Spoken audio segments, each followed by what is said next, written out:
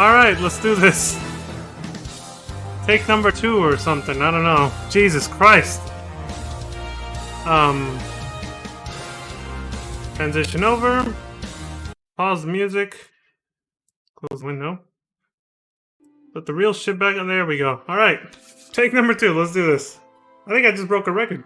I just broke a record for how quickly I had to AFK and BRB is right after, how quickly I had to BRB after starting up the stream. Not even 5 minutes in, and I had to be like, oh, sorry guys, I'll be back in a minute. Jesus Christ. That was horrendous. Whatever, let's go. It's all good. Hey, we're actually continuing the actual, like, proper MSQ quest now, finally. Can you believe this shit? Part 13. Finally done with side quests and mandatory side quests. 2 little separate categories there. And now we're on to actual MSQ quests, finally, again. So let's do it. Stream, I was like, maybe I'll do like a 4 or 5 hour stream. Then I realized, well, it can't be any longer than 4 hours because... yeah, it can't be any longer than 4 to 4.5 hours because there's maintenance again tonight. For hotfixes and stuff. That's what usually happens after a major patch. They immediately discover bugs and shit, and, wait, where the fuck am I? Oh yeah, I rolled the dice earlier. I was like, see where we end up. But yeah, so there's maintenance tonight, so this stream is just gonna go until then, basically. Until we get kicked. Oof.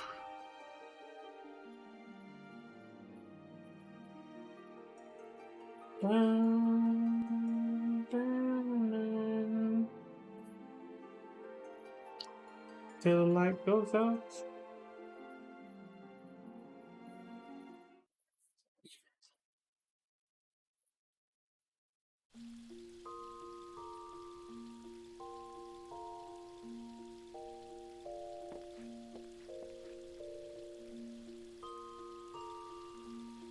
There you go. Good. Audio check's good. Yep.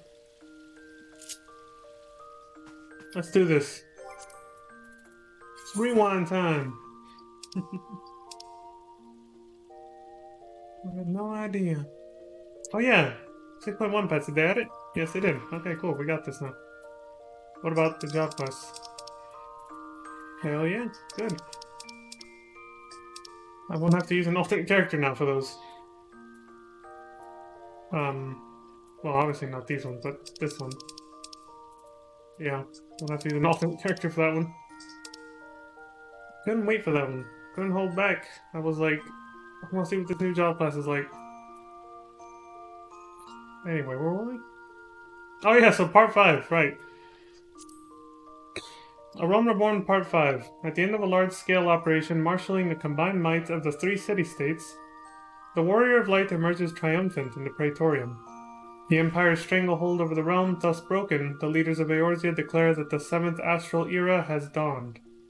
But the celebration would prove short-lived, for there can be no light without shadow.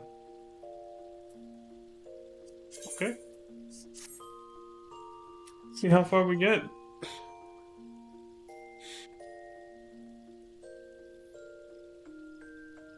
The price of principles.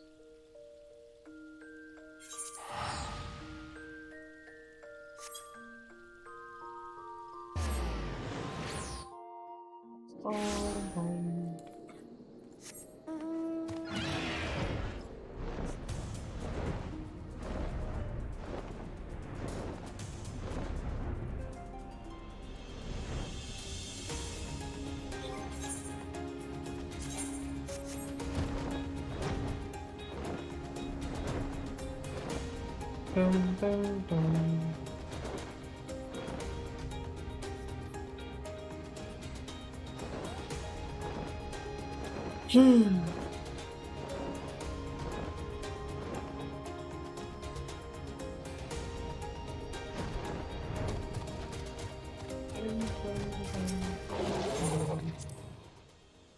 A good song, that one. We read this before. Petitioners engaging us like we're abandoned mercenaries. The fuck is he talking about? I get the feeling we're about to find out.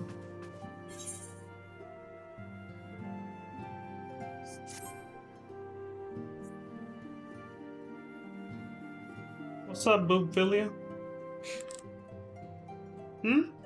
Liam, it pleases me to see you well. A lot's happened. Ah, fuck, I forgot to take off my sunglasses. Oh well. Do excuse me for interrupting, Leon.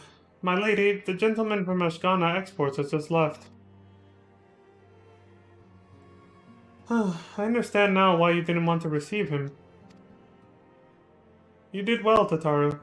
Please inform the guards that we will not be receiving any further guests this morning.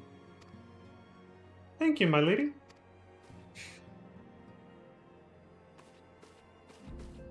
Guess I just waved back at her. Ever since we defeated Gaius Van Belsar and destroyed his ultimate weapon, the eyes of the world have followed our every move, scarce remembering to blink.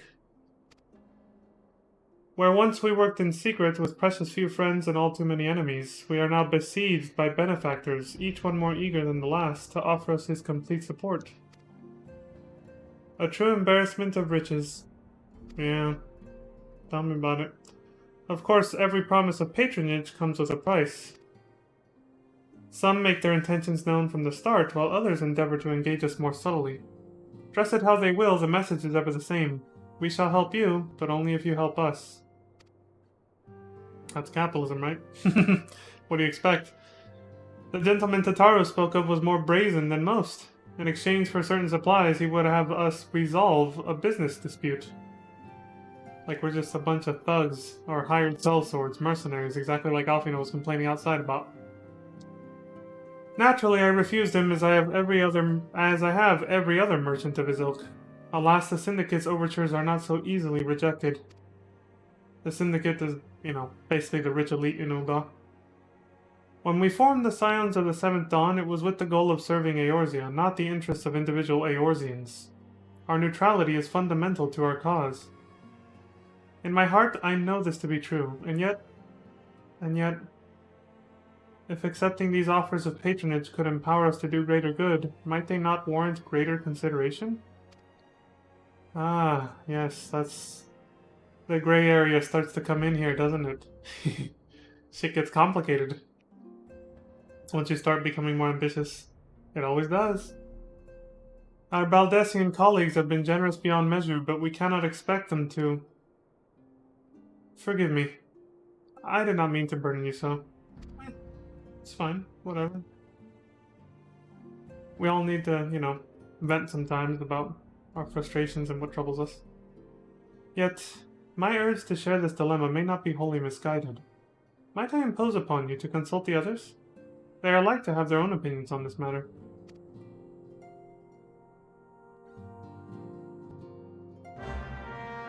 Alright. I guess I'll talk with everyone.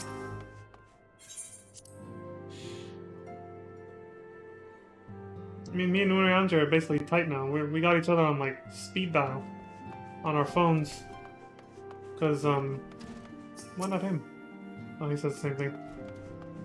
Because, like, how many times have we worked with him? All the primals, including Odin and Bahamut. We haven't caught up with these guys in a while. Recall you are meeting with the Admiral, shortly after the Laminsons sent word of the summoning of Titan? Yeah, that got awkward quick, thanks to you. Then mayhap you also recall my words to our host? I said unto Merlwib, that her people had broken their treaty with the kobolds, and that the beastmen had justly responded. That we had been called to intervene in a conflict which she herself had invited. I spoke, in short, the truth. Yeah, you did. You did. You don't have to apologize for that, that's for sure. And wherefore did I speak it? Because owing no allegiance to Limsa, I felt no compulsion to allow the Laminsons to distort the facts to fit a narrative which justified their actions and absolved them of guilt. Good on you, Stola. I like that. Upon this subject, Minfilia can expect a similar reply. Our many dalliances with the city-states have already weakened our claim to neutrality. Excuse me. But the path she contemplates would see us relinquish it entirely. Yep. That's what I was saying. Things get complicated once you start getting ambitious, and you can lose your way pretty easily. You know. Too much growth weakens an organization. What's important becomes overshadowed by greed. Mass production? Ridiculous. Only a few people are gonna figure out where the hell that's from. And I'm not gonna say. But yeah. It's pretty true. It's like, yeah, with more money, we could expand our operations, but at what cost? It becomes a slippery slope of, pretty soon you're starting to do favors for one person more than another, and starting to forward little private agendas, alongside your supposedly neutral ones. And people will notice. They will take notice of that. Fortune begets power, and power fortune. That we, and especially you, have power is beyond doubt. The question is what to do with it. You may be interested to know that there is a growing belief amongst the refugees that Alamigo could be liberated. If only the Scions would commit their strength to the cause. Yet theirs is but one of many causes. We stand at a crossroad, Leon. Each path is paved with good intentions, but where they lead is far from clear. Yeah, doesn't matter what the intentions are. That never guarantees where it's gonna go, you know? I've been receiving a lot of gifts lately, but Papolimo keeps making me send them back. They wouldn't be so bad, but some of them are really nice. I mean, very nearly abandon your principles nice, you know? Hey, Ida, don't fucking defect on us. Don't become some ditzy, materialistic chick. Don't fulfill your stereotype with your hair color. Alright, please, don't. Don't do that. Be different, Ida. Be strong. Hold on to your principles. None can deny that we would benefit more from more support, but if it comes at the cost of our principles... Neutrality was ever a delicate matter. Yeah, I've lost count of the times I've had to explain to people that our allegiances need not necessarily lie in the same place as our headquarters. Mind you, if we are to sell our services for Gil, we might as well declare our fealty to Ul'dah now, and have done with it. I'm quite sure Ida would enjoy the bribes. And she's already enjoying them, yeah. Well, you're not letting her, because you make her send them back, but... 'Tis the lot of the powerful to attract the covetous as well as the needy. Thus doth prudence dictate that those with power proffer aid with one hand, whilst the other resteth ever on their hilt. Ready to pull out their sword and fight. I like that. Again, it's capitalism. I need that image.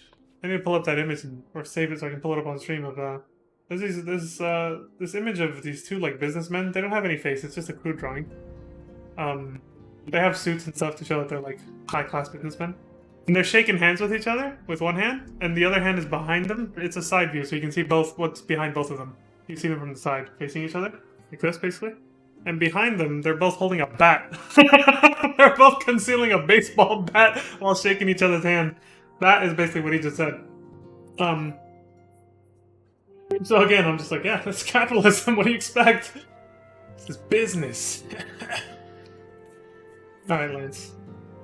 Alas, we have not the luxury of time to decipher our petitioner's machinations. Nay, not while the beast tribes do labor unseen, defiant in defeat, to raise up their fallen primals once more. Yeah, for the 40 billionth fucking time. Doubt not that they shall return, stronger and bolder both, nor that we shall be the ones to meet them. This sacred charge shall ever be ours. 'Tis but a pity we are so few and our fortune so finite. Yeah. Again, that's what makes this a complicated gray area.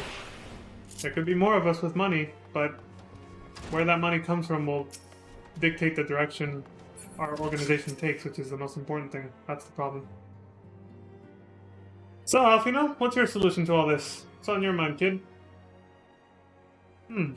This situation is not wholly unexpected. I too have given much thought to our organization's future, though it would seem I have reached a different conclusion. Mayhap it is time I made my feelings known to the antecedent. Come along, Leon. This might explain... What he's about to say might explain something Alize said during the first coils of Bahamut. Alfino, Leon? Is aught amiss? You desired counsel, and so you shall have it. Amphilia, the scions of the seventh dawn must leave Ul'dah. We must do what? So, in some shots, I just look at my character with the sunglasses on, and it just makes me laugh. It's like he's walking in like he's a Terminator. My mission is to protect you. Come with me if you want to live. It's like, it just... When he's got a serious face like that, can't help but laugh. So long as we remain within Ul'dah territory, we will never be free to act with impunity. Moving our headquarters to Vesper Bay only delayed the inevitable. We have demonstrated our capabilities, and the Syndicate has taken note. They will not suffer our organization to remain independent now. We are far too dangerous for that. Power invites challenge. Either challenging it directly, or trying to subdue it, or take control of it for yourself. In this case, the Syndicate and Ul'dah wants to take control of us, because of how powerful we become. They feel that if they don't get a leash on us in some way, we could become a potential threat to them and their business interests, their profits. And we're in a very convenient spot for them to try to take us over, because we're right in their backyard. That's breaking down everything Alfino just said. Surely you realize they are the reason Vesper Bay still lacks an aetheryte? They're depriving us of an aetheryte because of those bastards! You betrayed the shareholders! Punch. Okay. They know full well how beneficial one would be to our cause. So they're going to charge us for it now? Which is why it and other favors will be denied us unless we cooperate. If Ul'dah is no longer suitable, where would you have us go? Experience has taught us that the appearance of neutrality is as important as the reality. True. Accordingly, we must keep each of the great nations at arm's length, and plant our banner in a place which all agree to be beyond their borders. I can tell one place. I've been there a lot lately. Mordona. Yep, there it is. Revenant's Toll, to be precise. It lies within neutral territory, and offers all the essential facilities we require. By way of an additional benefit, it is also frequented by a veritable legion of adventurers who may serve to supplement our ranks. It's true. Bringing more homies into the ranks. I am, of course, conscious of the fact that we have developed a certain bond with Ul'dah and her people over the years. But I truly believe this to be the best course of action. As you yourself observed, we have invaluable ties to the local community, forged through years of concerted effort. Ul'dah is our home, Alfino. To cast aside everything we have built and start anew in that desolate wasteland would be beyond reckless. I think you're overreacting a little, Minfilia. The decision is yours to make, Antecedent. I ask only that you recall the shared purpose which first moved us to found the Scions of the Seventh Dawn, and which moved you to found the Path of the 12 ere that. We aspire to an ideal, you and I, just as my grandfather did. That makes us more than mere comrades in arms. We are as much your family as... That will be all, Alfino. Damn, cut him off. I am sure you have some familial affairs of your own to attend to. That face he's giving him. Your concern is most generous, but no. I have left them in the hands of men better suited to the task than I. I could not very well allow my personal affairs to come before the needs of the Order, after all. That was kind of backhanded, Alfino. Damn! That was just a tiny little backhanded flick to Minfilia after she got chirpy with him. We got drama. Drama alert! Yeah, Keemstar. We got, Minfilia and Alfino about to scrap. Oh, right now is a good time to do this. Again, I do like how I look in some scenes, but in other scenes it just doesn't fit, so I just prefer not to risk it sometimes. Moving on. Leave Ul'dah. Has it really come to this? Sometimes you gotta do the hard thing, Minfilia. Oh, Leon. Pray attend to Alfino. He is engaged in some business or other and requires your assistance. Pray be on your way. Alfino awaits waits upon you, and I have much to think about. Oh, and tell me shall have my answer in due time.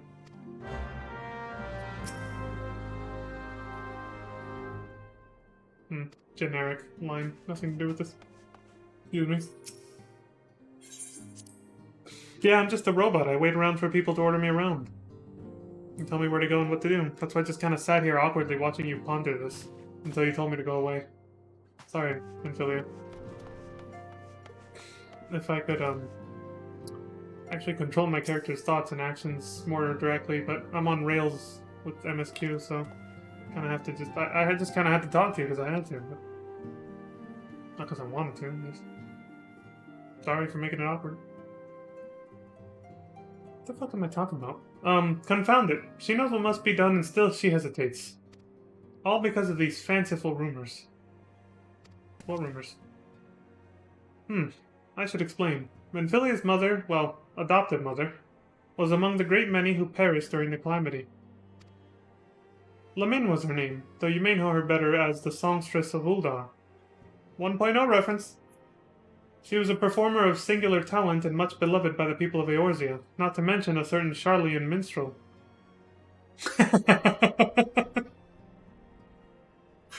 We know who she's talking about. Thancred? Yeah, there's Thancred. There's Thancred thinking about Lamin.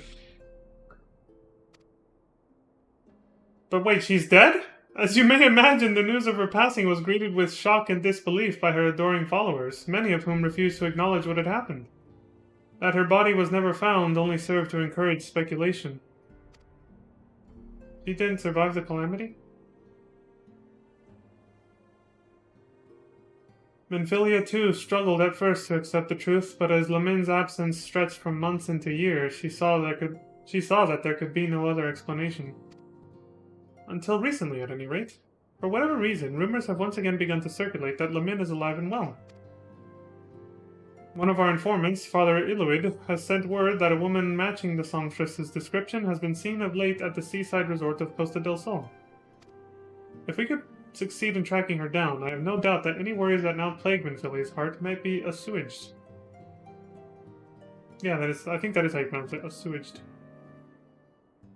I meant to set forth for Lenosha at once. Let us reconvene there and inquire with Master Gegaruju as to the veracity of these rumors.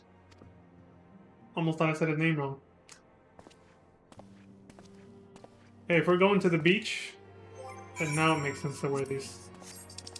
Because I assume it might be bright and sunny there. Watch it be fucking dark and overcast. Oh, it is gonna be dark. It's... Oh wait, no, it's 11:56 a.m., not p.m. Oh, did I call it or what? Dark and overcast with rainy-ass weather. I'm keeping the shades on, I don't give a shit. I'm at the beach, I'm wearing sunglasses. Oh. So she does not. Oh, right! In New Game Plus mode, a lot of NPCs, their dialogue either has nothing to do with the story because it's jank, or if you just can't talk to them. Ah, you've arrived. Let us see if Master Gegaruju can shine any light onto the rumors regarding Lamin. Okay. Oh, sweet siren of the sands, my Mikote muse. Why have you forsaken me? There's Miko right there, fanning you. You talking about someone else? To Titan's Bane! I mean, Leon! What brings you to my humble resort? Humble, he says. Right. Lamin? Do you mean to tell me the goddess made flesh who dwelt among us until so very recently was the songstress of Uldar? Egads, man, if I had known that, I would have chained her to my bedpost and never let her leave. Easy, Gegaruji, that sounds a little sus. That better just be an expression. Oh, for shame. To think that she now plies her trade for the riffraff off to the west or wherever she said she was going. It's a tragedy, I say. A tragedy. West, is it? Thank you, Master Gegaruju. Your information will serve us well. That said, there are any number of places she could be. I shall begin my search by the docks and see if any witnesses might have some knowledge to spare. I would be most appreciative if you could travel on to Wineport and do the same. Right on.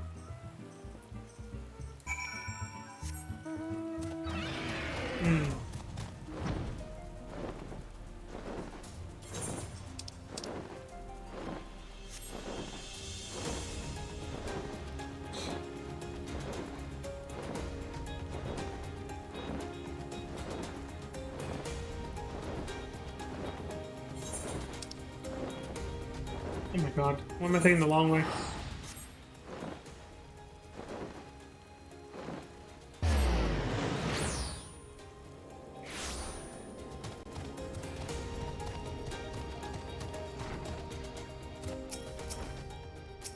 Can't even fucking see. Well, if it isn't Leon, the savior of Wineport, to what do we owe the pleasure? Ah yes, we did receive a customer matching that description. She was a delight to behold, to give the woman her due, but her perfume was so ghastly I had no choice but to eject her from the premises. Interfering with tastings, you understand. If she is your quarry, why not consult your blind associate? His olfactory perception is without peer. Given that, I could smell the woman from a mile away. I dare say he could smell her from 10. Jesus. That bad? Wait. I guess we gotta talk to the other person first.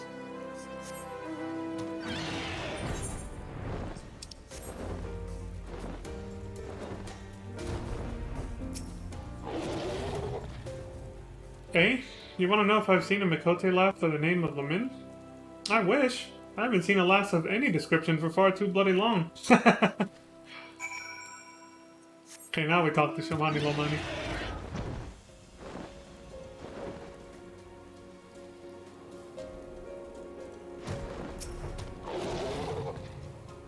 Jesus. I see you have had many grand adventures since last we spoke, Leon. You must share them with me sometime. You can tell just by how I smell, huh?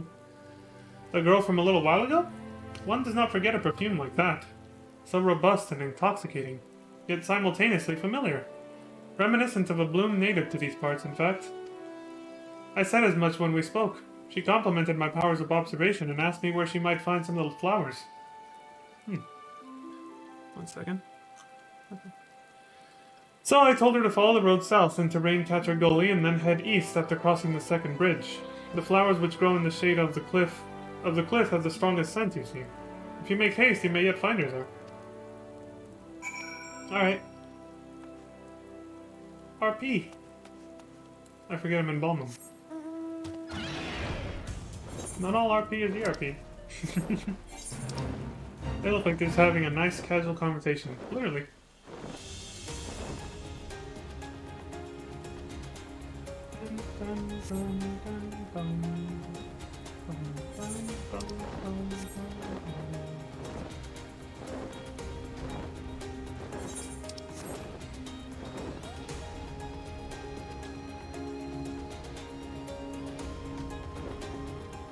Ah, there she is!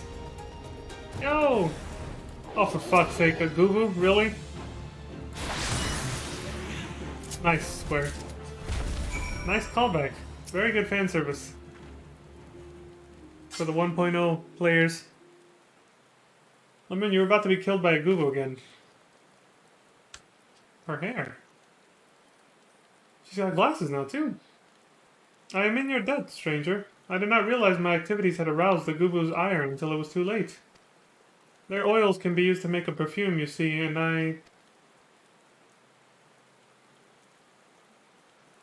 Lamin? I don't... Oh, she aged. Yeah, she did. How come Thancred didn't age? He looks the same age. She looks older, though. Who are you? Whom do you serve? How'd you find me? It appears you've already found their woman. Consider me impressed, my friend. The songstress of Ulda, I presume. Infilia, or should I say, Asilia, is looking for you. Is that a real name? Asilia? You are the very picture of health, milady, yet the world thinks you dead. I can only conclude that this was by design. The question is, why? Not everyone who endeavors to find me does so with the best intentions, child. You'll be pleased to know that I fully intend to reveal myself to Minfilia when the time is right. Oh, well, that does please me. More than you know. But tell me, sojourns in the forests of Lenosha aside, when exactly will the time be right? When I deem it so. Do you imagine I traveled all this way on a whim? As I was telling your associate prior to your intrusion, I came here to harvest these flowers for use in a perfume. Does that satisfy your curiosity, or would you interrogate me further? Like, enough with all the questions. Jesus Christ. She's as chirpy as Minfilia towards Alfino right now. Alfino, you're too direct, man. You gotta back off and chill out for a second. But my apologies for the interruption. Anyway, now that we all have that which we came for, might we continue this conversation in a safer locale? Wineport, say? How much wildlife out here? Fuck us up.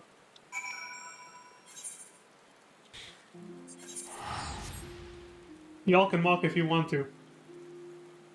I'm teleporting.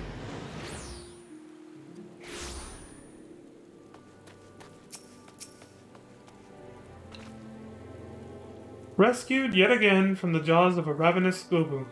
How quickly we forget the lessons of the past. Though I was not solely to blame for that foolishness. Glad, she recognizes the irony of that. Or whatever you would call it. This is not at all how I had envisioned it. I can scarce begin to imagine what emotions will go through Minfilia's heart when she reunites with her mother after all these years. Yeah. Also, see, I like that what Lamin just said. Nobody, if you didn't play 1.0, you wouldn't know what the fuck she's talking about. You'd be like, you'd just be sitting here like, wait, you got attacked by a Gubu twice? Like that was the second time that happened? Yeah. First time's on YouTube if you look hard enough. That's how I found it. Glad I was able to stream that. Despite her years of nomadism, it would seem Lady Lamin has kept a close eye on the affairs of our order. Surprisingly close, in fact. Suffice to say, she is nothing if not resourceful. One does not develop such skills without effort, or without reason. All things in time.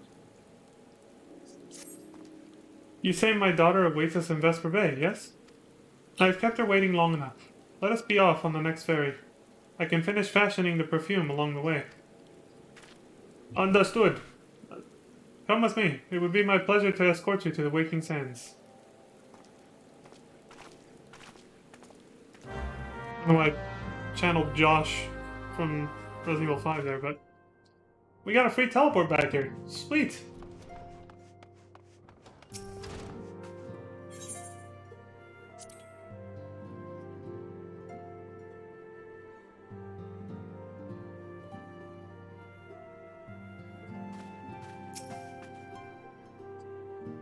Now would be a good time to take these off.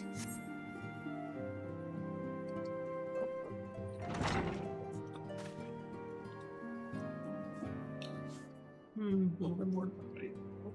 I like to change the... You know how office chairs tend to have like that... A little like spread like this with the wheels on it? I like to set it so that two of them are like where I can rest my feet. So I was just trying to adjust it.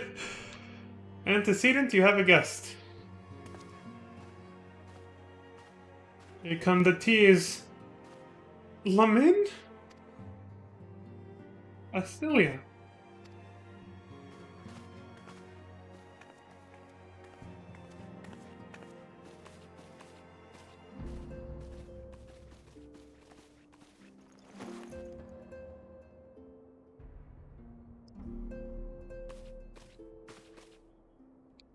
Where's the canned audience? With the aww sound effect.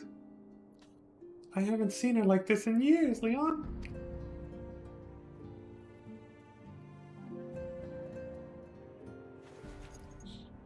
See, what would that look like with sunglasses? You wouldn't even be able to see his eye expression right now. I never truly believed it when they told me you were dead, but what kept you away for so long? The Imperials came for me, as I always knew they would, and so I resolved to stay as far away from you as I could, lest their pursuit of me endanger you and our cause. I can think of no better way to grant you the freedom to continue our work. And continue it you did, achieving things I would not have imagined possible. I followed your every success and celebrated in secret. I'm so proud of you, Acilia. I learned from the best. This is gonna make me choke up. I have a gift for you.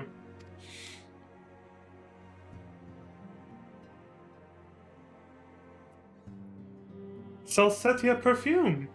You remembered. How could I ever forget? You wore it all the time. If ever I lost sight of you, I could find you again just by following my nose. I did not think it was made anymore. You must have gone to so much trouble.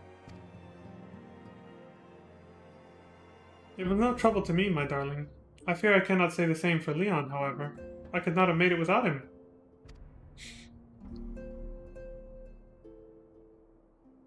Thank you, Leon. Thank you both.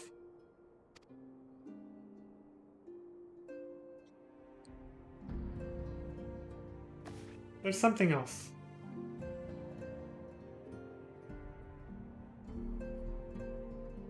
This is the cat's eye I found. All these years, you kept it. I think this is, yeah, I can't remember too well, but that might be a reference to 1.0 also. Sounds familiar, but for some reason it slipped in my mind. My father was a member of the Alamegan resistance. When I was yet a child, he brought me here to Ul'dah. The accident which claimed his life happened shortly after our arrival. It was Lamin who took care of me then. She raised me as her own, taught me everything I needed to know to survive. I am no stranger to the facts of your history, yet I fear I have failed to grasp their implications. It is clear that there is much I do not know, about you and your mother both. One of her first lessons to me concerned mining, and I was a very dedicated student. I do remember that from 1.0. This cat's eye was the first stone I unearthed. That's where it was from. Yeah, they talked about how Menphilia was before she became the leader of the 12, the Path of the 12 or whatever. She was very much into mining thanks to her mother, like putting her through her paces and learning how to do it. And it has something to do with her father, yada yada. I do remember that. It wasn't much, of course, but I was exceedingly proud to have found it nonetheless. Of course, it was your first catch, to compare it to fishing. So I gave it to Lamin as a gift. She said it was beautiful. But there I am at a loss. Why are you returning this to me? Is something amiss? She just wants you to have it again after you're reunited. No, Celia, nothing is amiss. Quite the opposite. I need you to realize how far you've come and how much further you must still go. You and your allies have accomplished more than I could ever have hoped. You have succeeded where I failed and made me so proud that words fail me.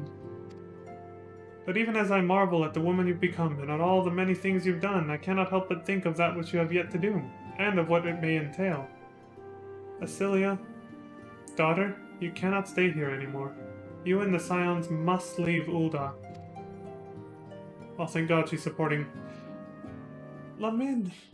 She's actually supporting Alfino's point of view. You built it once, Cecilia. You can build it again, and this time we'll do it together. Really?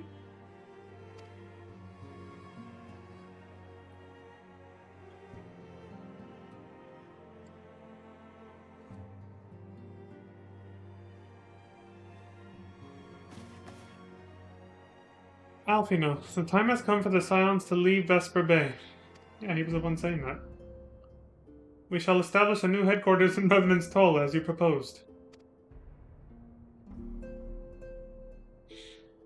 Much work lies ahead of us. Inform our fellow Scions and send word to the students of Valdesian. Preparations begin at once.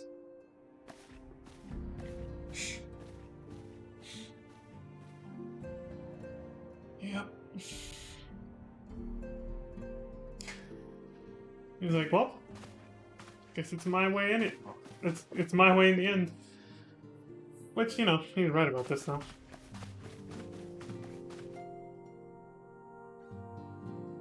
I guess it was more of a, I guess we're leaving after all then. All things in time. Laying the foundation.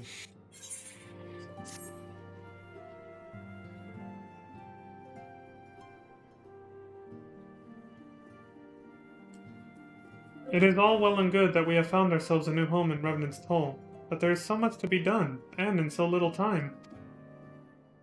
Our first step will be to secure the cooperation of the Adventurers Guild representatives there. Were it not for the Guild's considerable efforts, the original Camp Revenant's Toll would have never been established, much less its more heavily fortified successor. However, with construction still ongoing and resources in short supply, it seems certain that the guild will require something in return for their support, sympathetic to our cause though they may be. Whatever they ask, I shall not begrudge it. To be plain, we need them more than they need us. Without their assistance, such essential tasks as securing new facilities, cultivating relationships with local merchants, and recruiting adventurers would prove difficult, if not impossible. You need not concern yourself with such matters, antecedent.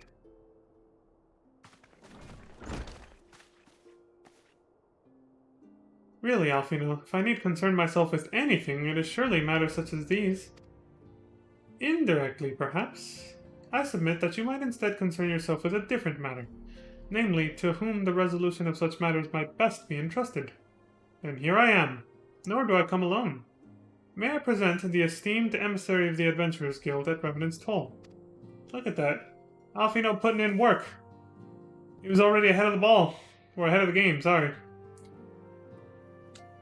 It is an honor, antecedent. Upon receiving word of your intentions from Master Alfino, we thought it best to begin talks at the earliest available opportunity.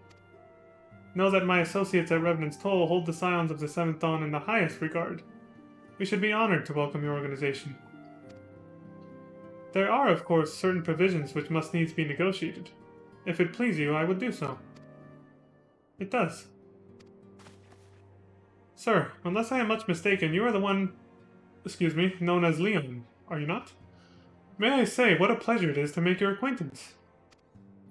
Slaffborn spoke of you in the most glowing terms. To steal an Imperial Reaper and then use it to infiltrate a Garlean castrum is an undertaking few would contemplate, and fewer still survive. You shall always be welcome at Revenant's Toll. We hope you will favor us with your presence again ere long.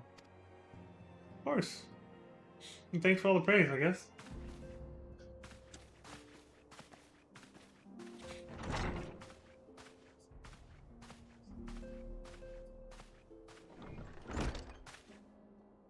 Well, well, it would seem your reputation precedes you, Leon. Mayhap I should dispatch you to Revenant's Toll with all haste as first intended. But before that, I dare say you have earned yourself a rest. After all, you have traveled so far, and there is already so much you have done for us. And for me. We will speak again anon. Till then, take care. See ya.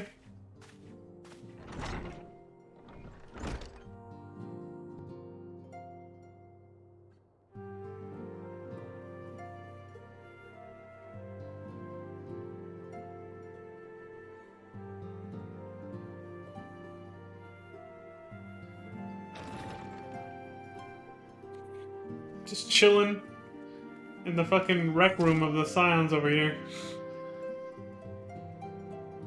The Waking Sands. But whatever. Actually, it still made sense the way I said it, so. Ah, Leon, were you able to get some rest? I would ask you to come with me to the Solar. Alfino has just returned, and it would seem there is something he would share with us. Yeah, sure, I was just kind of sitting here reading, or staring at this table, while I was sitting on this chair. I don't know which of the two I was doing, honestly. Half the time, I don't really feel like I am myself. I'm kind of disconnected from my character. At times, I'm not really sure what I'm thinking, but... Huh? You're here. Good, I come bearing news. The negotiations are concluded. And? Our friends at the Adventurers Guild have agreed to furnish us with new facilities and material support in exchange for our assistance in the ongoing defense and development of Revenant's Toll. The Scions of the Seventh Dawn shall have a new home in Mordona, the Rising Stones. The Waking Sands, the Rising Stones. I like it. A bittersweet victory, if truth be told. I cannot deny that I had come to look forward to Tataru's tales of our many guests and their many demands. From the Waking Sands to the Rising Stones. Passively poetic. That wasn't your doing, was it? Thancred agrees with me. That fucking sly-ass smirk that Urianja gave him. I too have news to share. In expectation of this momentous day, I personally informed the Alliance leaders of our plans, and they have each pledged their full support, General Raban included. Moreover, I have decided that the time is right for us to cast off the vestiges of our Order's veil of secrecy and announce ourselves to the world. Like we haven't already been... Okay. Are you sure that is wise, Antecedent? I guess to make it official is what she means. If anything, it is a mere formality. There you go, thank you. Our existence is quite possibly the worst kept secret in Eorzea. Yeah. Let us affirm our identity, proclaim our achievements, that all may know what the Scions of the Seventh Dawn stand for. Well, obvious risks apart, it would be nice to receive a little more recognition. And the people have a right to know who saved them. It is my hope that this gesture will encourage the people of Eorzea to place their trust in us. I would reveal to them the true extent of our power, yes, but in so doing I would show them that it is a power accountable to no one. And at once. Wait, to no one, and at once to all. There we go. And one of us. We who have felled primals and faced down the Empire. To you, my fellow Scions, I would say this. Prepare for the challenges which lie ahead, for they will be great indeed. Don't know what I have. Great, I say, yet no greater than us. And we will rise to them as we have time and again. United as one. Hey! I do have it on this character, yeah. The post emote.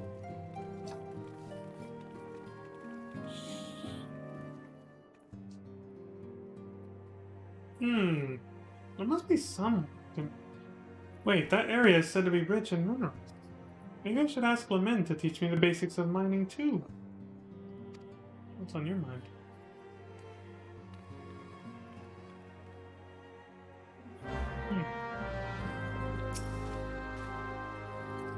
Do you ever wonder how he does it? Alfino, I mean. It was almost predictable that he should appear with an emissary of the Adventurers Guild mere moments after I had expressed the need to forge ties between our organizations. Truly, his sense of timing rivals even your own. Touché. Setting such mysteries aside for the present, I have a task for you.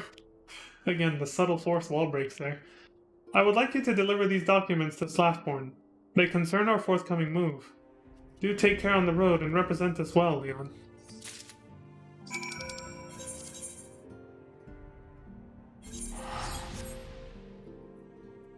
The road.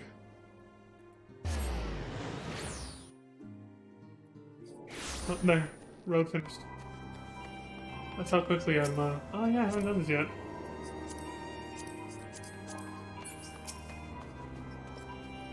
I was told to expect a Scion, but I didn't expect it to be you. It has been far too long, Leon. You have something for me, yes? Yeah, here you go. Let's see now. Yes, everything appears to be in order.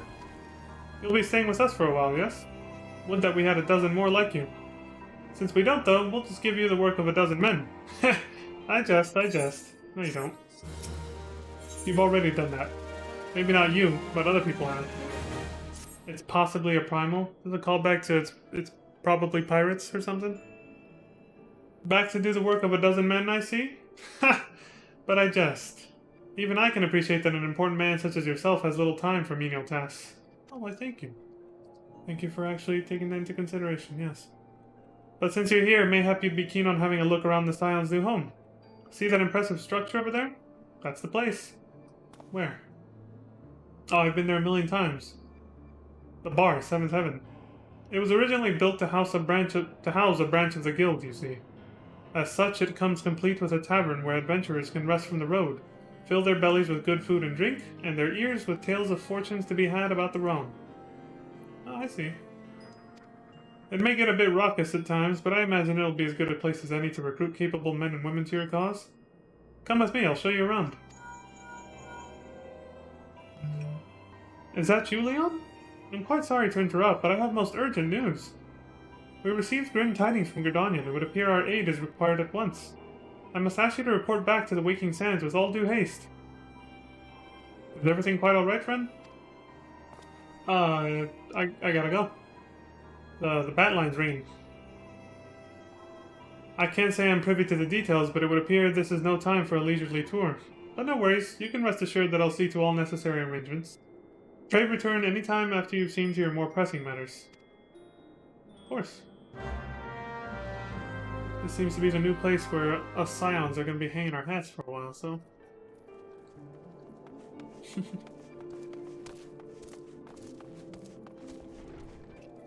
This place. Where we did all of those fucking side quests. There was so many here.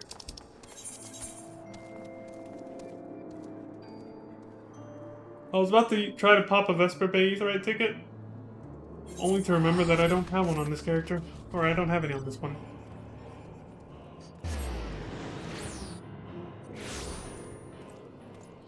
I forgot PS5 load times.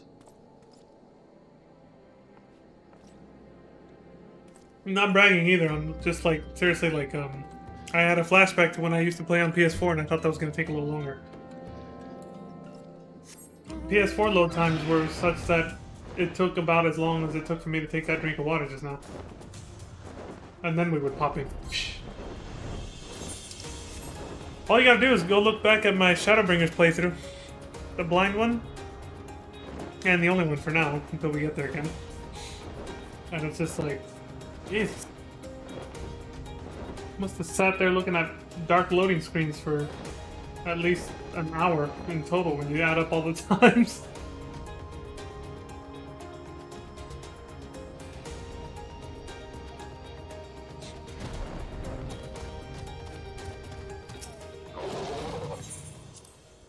Wait. I think the marker was outside. Shit. Yeah, it says speak with Tataru. Oops.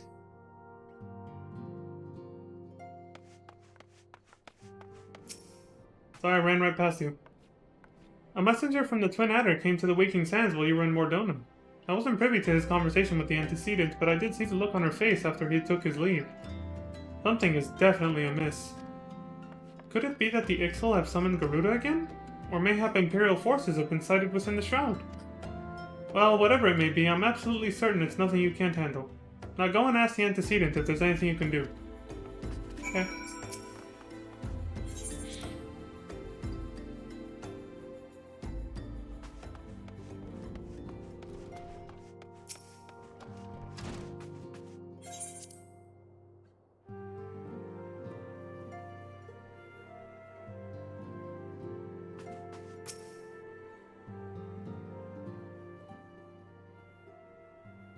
I knew this day would come, yet I prayed it would not come so soon. We have reason to believe that another primal, or an entity resembling one, has been summoned in Gridania.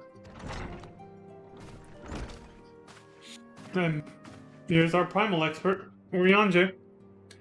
Thine arrival is customarily timely, Leon. The etheric waves leave little room for doubt. Thy talents will be needed ere long. If there be truth in my suspicions, 'tis a familiar foe we face, so one quite unlike the Lady of the Vortex. We dare not draw conclusions without evidence, but as Urianger says, the readings bear a strong resemblance to ones observed more than 5 years ago. Though I had hoped the Muggles guard beyond such follies. Who? Suffice it to say, this disturbance warrants a full investigation. Thy presence hath been requested by Commander Hulaw.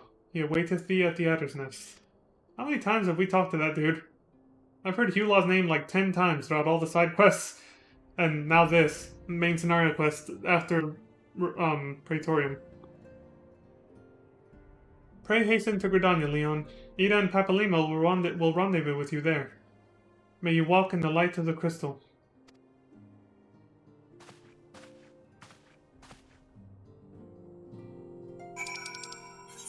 Possibly a prime. I guess we'll find out.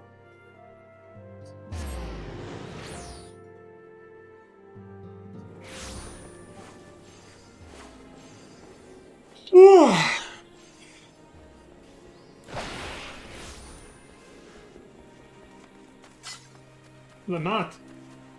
Well, let's tie it. Tying the knot.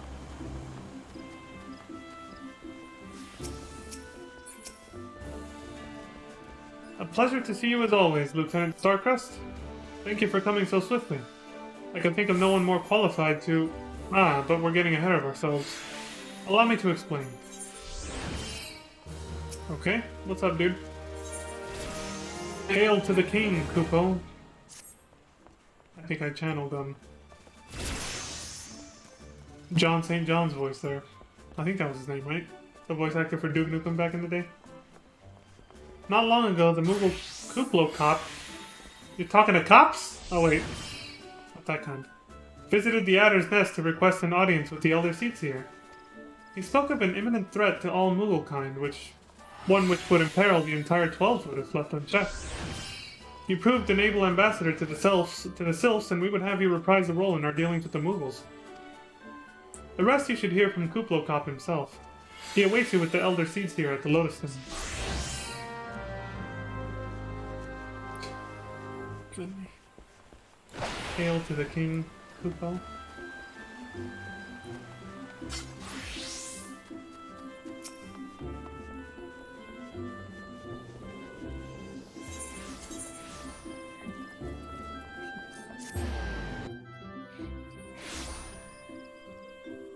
Still haven't adjusted this correctly. Come on. There we go. Much better.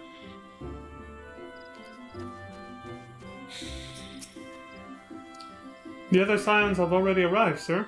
May I show you in? Please. Gentlemen.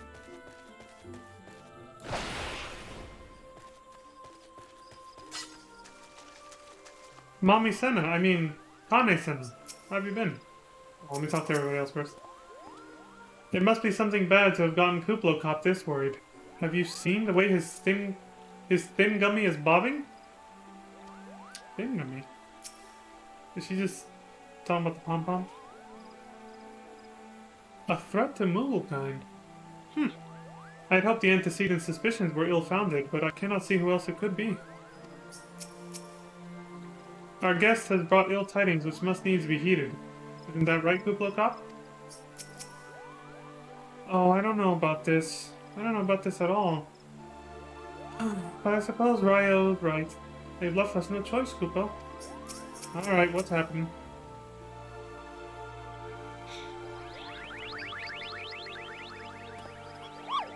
Please, you have to stop them! But you mustn't kill them! They're not bad Moogles, Kupo. They're just misguided. A gentle, no, firm thrashing is in order, yes, but no... Calm yourself, Kuplo-Con.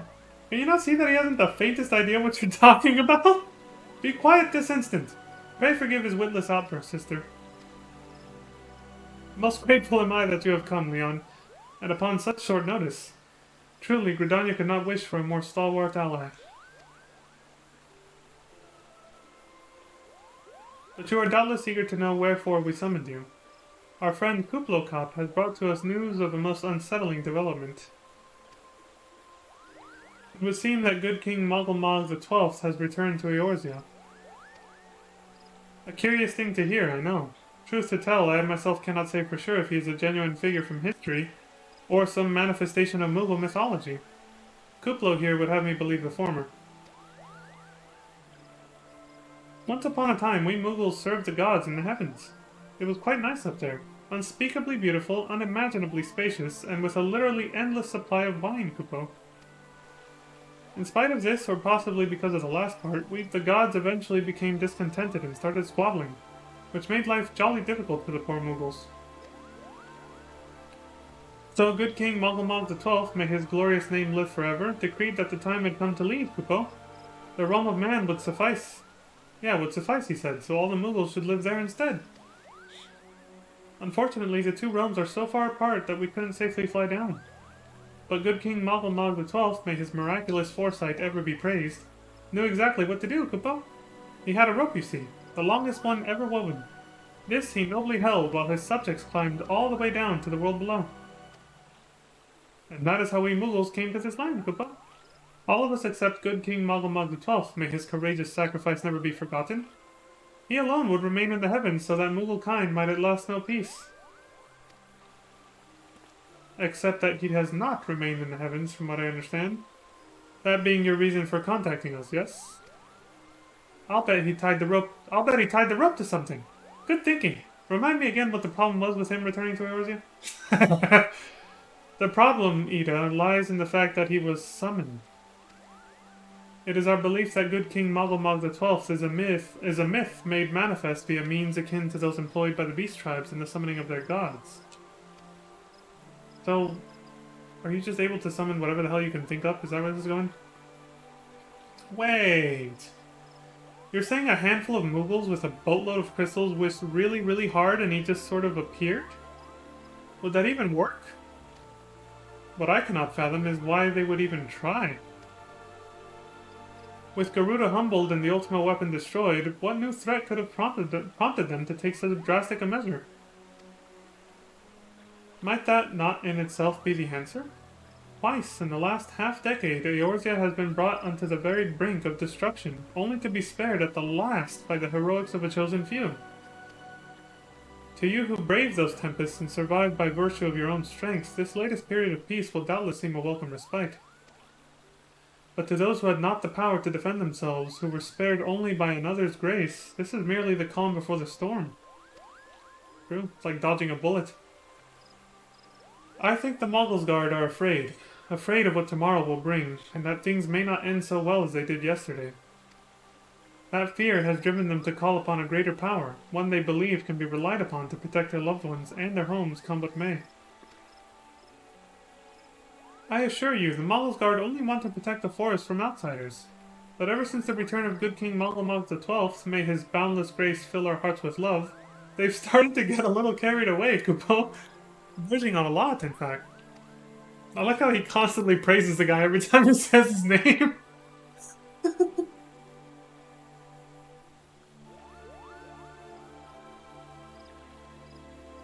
Like the sylphs who summoned Ramu, you mean? We cannot discount the possibility that this entity is influencing the Moogles in a manner similar to that of a primal. We share the same concern. Whoever or whatever the king may be, it is our belief that he poses a threat not only to Moogle kind, but to Gridania as a whole. Thus do we beseech you, Leon, confront good King Mogulmog XII and drive him from our midst. Okay, so basically, yeah. Another primal, I guess. Humbly, I do thank you. The sanctuary of the Mogulsguard and their liege lord is concealed by magical wards. Brother Esumiyan of the Conjurers Guild will doubtless be able to offer insight on how they might be dispelled. Pray seek his counsel ere you proceed any further. He's dancing. Happy little camper, isn't he? Remember, no killing, Kupo. A sound thrashing will more than suffice. Oh dear, oh dear. Don't worry, man, I can hold back. If you are to confront good King Mogulmog XII, you must needs find a way to defeat his magical defenses. Upon such matters, Brother Esumiyan is something of an authority. Excuse me. Pray consult with him without delay. My sister is right, Leon. For the Moogle's sakes and our own, banish the king from the Coleswood. I'll do my best, as I always say.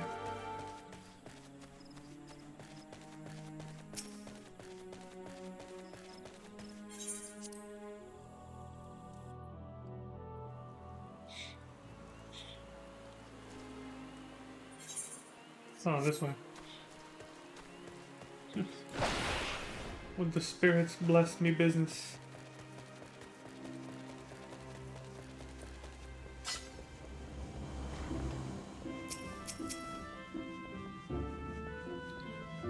Hey, yo! Welcome, Leon. Welcome. That you should be the one to face good King Mogulmog XII is of great comfort, to me and to the elementals both. As I am sure you know, the Moogles are not by their nature a warlike race. Yet should the king be suffered to remain, it is like that his influence will bring about a change in them. Thus does it behoove us to defeat him quickly, before any lasting damage is done. Make whatever preparations you deem necessary and inform me when you are ready to seek the king. I'm ready. You have selected Regicide. The wards barring access to the king's sanctuary can only be nullified through the use of enchanted keystones. The selfsame method employed 5 years ago when first the king was summoned to Eorzea. It was with great regret that we were forced to sanction the slaying of the Guardians who then held the keystones, for none were in our possession at the time. By the grace of the elementals, however, we have been spared that burden on this occasion.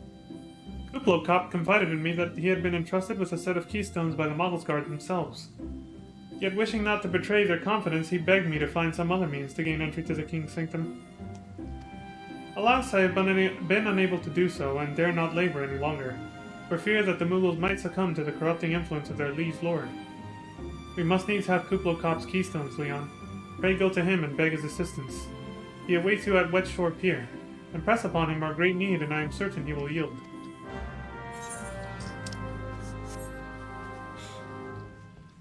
Roger that.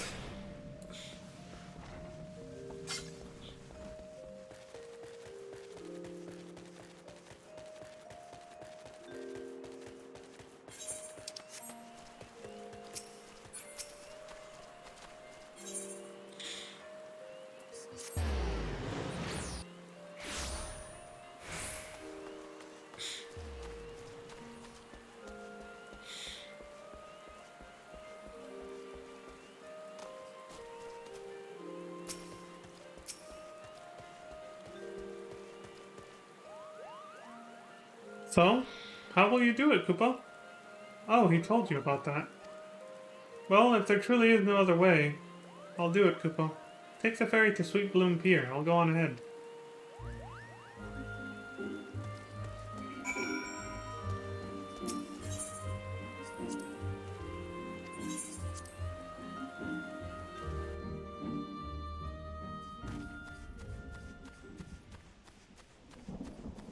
Hey! Who are you guys? Y'all are strapped for battle. Don't you dare lie to me, Kupo. I know what you're planning and I won't allow it. Kupta Kappa. Open your eyes, Kupo. The king will never be satisfied, no matter how many crystals you bring him. Leave him alone. We offered you a choice and this is how you repay us? By consorting with this Hure? Imperials, Gridanians, Sylphs, you're no different from the rest of them. Actually, you're worse, Kupo. Traitor to his kin's Mughals, he plots treason against the crown. Koop-de-koop? Enough! Kuplokop will answer for his crimes soon enough, as will all who defy the will of good King Maldomag the 12th. May he reign forevermore, Kupo.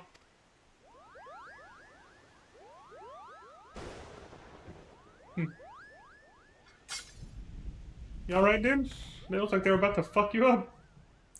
The king is planning to purge the Twelveswood of his enemies, Kupo. We've got to stop him before it's too late. When I first saw that, I left my balls off. I was like, are they fucking...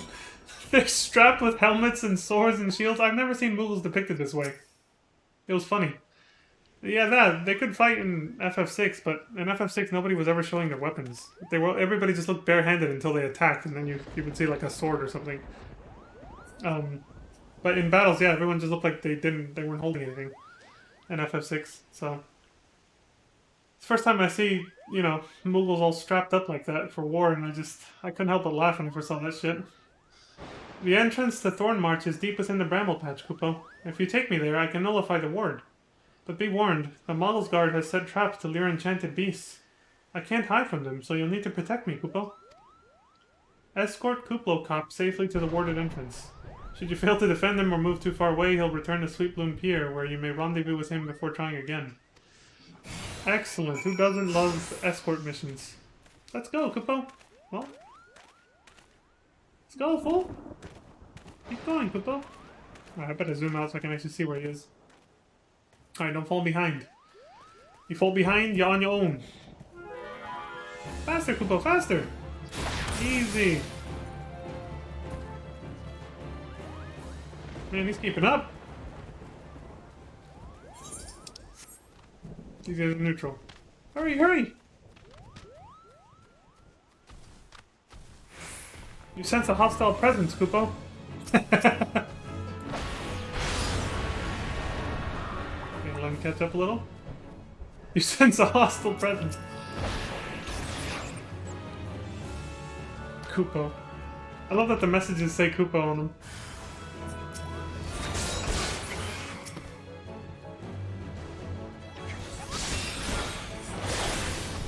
Bam! Kuplokop got hit. Did you hear him? He was like, "Put up!"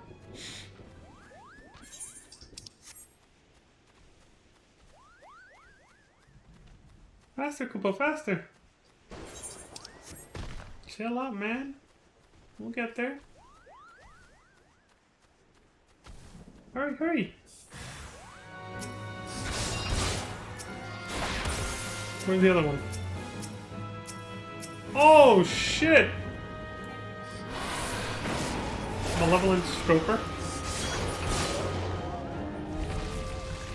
That is one ugly motherfucker.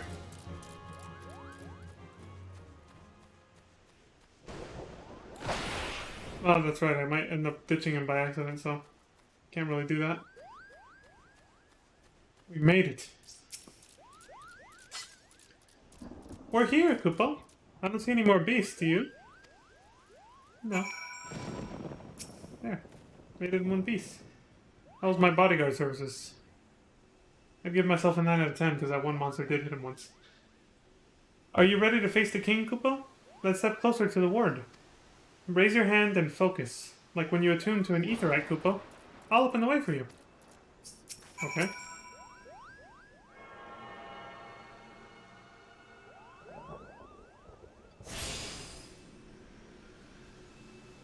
I did it.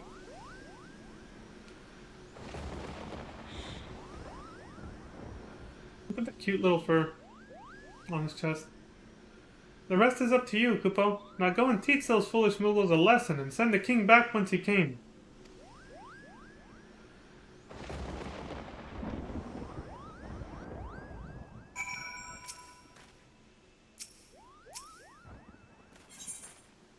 Or march hard. Okay. Oh, right. I should, There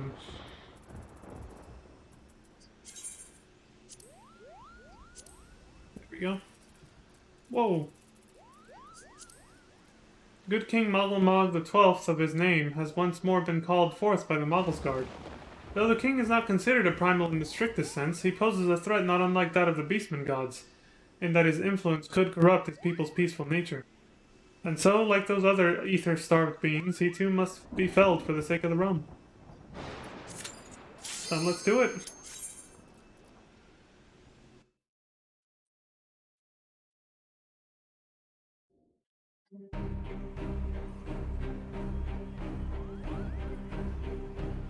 The dude's swinging on the tree.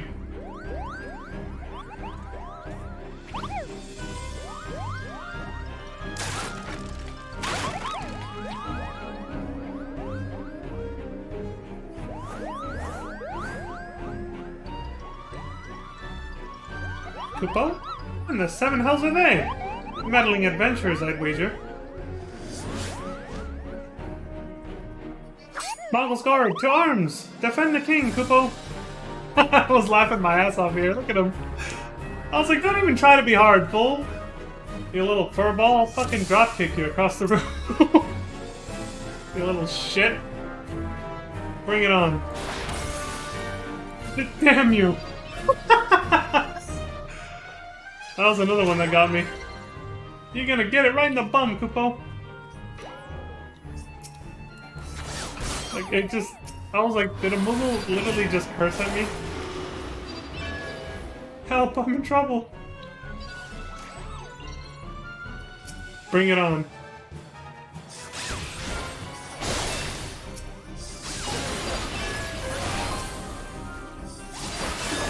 Bloody hells. Why me, Koopa? I never thought I'd see Moogles depicted this way. It's hilarious. Next time won't be so easy. The battle will go too slow if I end up trying to read every single line. I just like the one that goes, damn you! Bloody hells! Oh my god. Hail to the king, Koopa! What are they doing?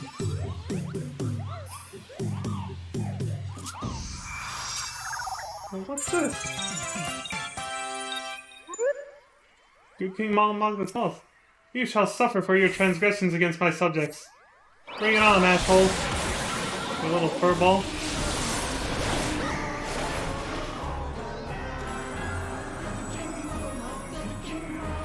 I forgot how overpowered I still am. I got used to the raids and the alliance raids, where bosses didn't die that easily, so I kind of overdid it. Oops.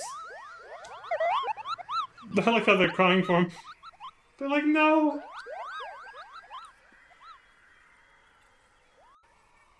I mean, you guys...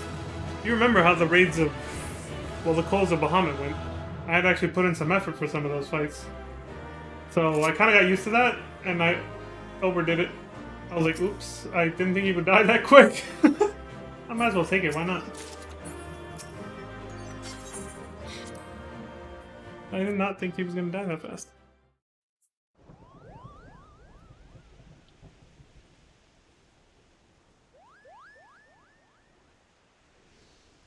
You did it, Koopa! You did it! Good King Magamog the 12th, may his mighty soul rest in peace, is no more!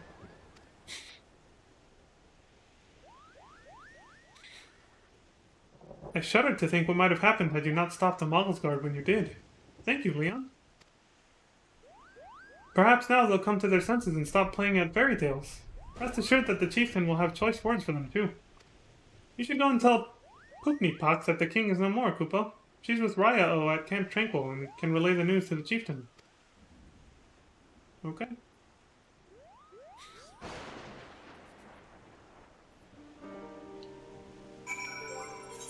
Oh, I forgot to put these back on for combat. It's likely gonna happen a lot. I like to switch between on and off.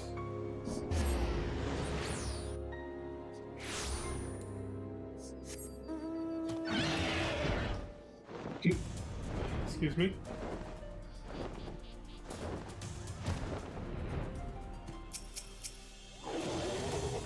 Why, I'd give my palm and tail to stand before the illustrious Atawakant. And yet now I stand before you, which I've heard from Ryo is the next best thing, Koopa. What's the fuck? No. Do I dare believe my ears?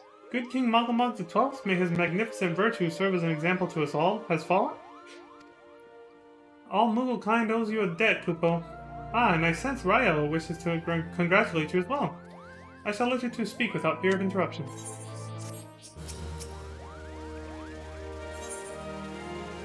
On the properties of Primals. Your bravery in service to the Twelvewood and her Moogle shall not be forgotten, Leon. My sister will doubtless wish to hear the tale of this great victory from the mouth of the man responsible. Pray return to the Lotus Stand and treat her to a full account of the day's events. All the details are yet fresh in your mind. Okay.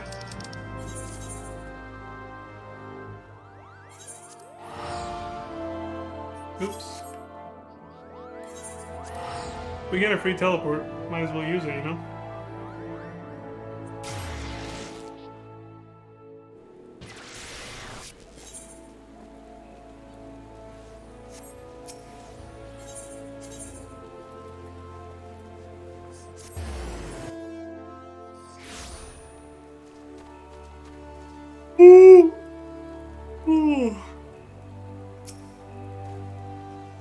The Elder Seeds here is expecting you, sir.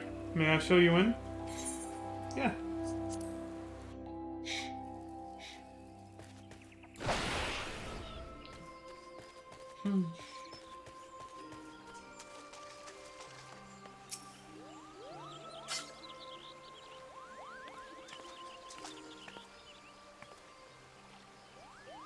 Leon, you are returned to us unharmed and victorious. Thus have I two reasons to be glad.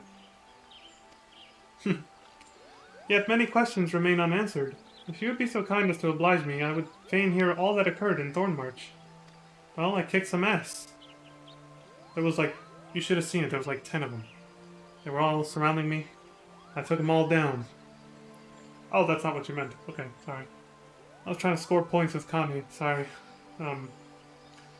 Just, you know, trying to make headway or something. Then it is as we feared.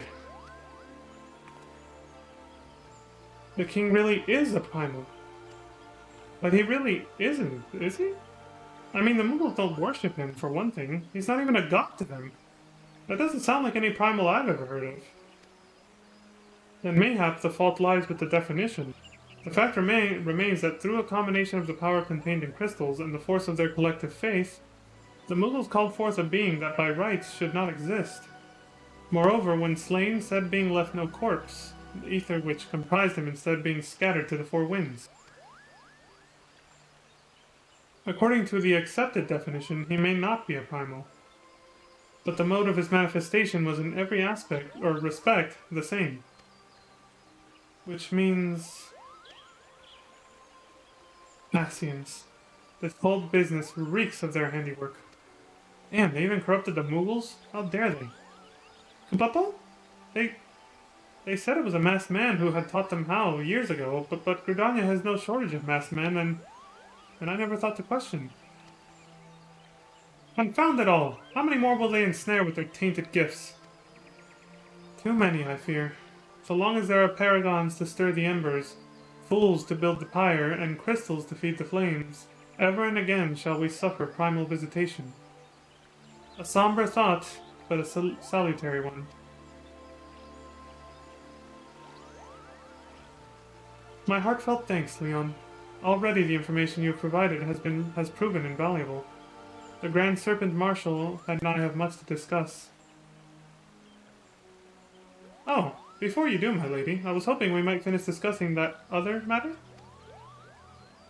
The matter of which you speak has even now been settled. The Scions shall not want for support. We shall be glad to send additional supplies to Revenant's Toll. We knew we could count on you, my lady. While Ida and I remain to discuss the particulars of our arrangement with the Elder Seeds here, mayhap you could return to the Waking Sands and apprise the antecedents of all that has transpired? Sure.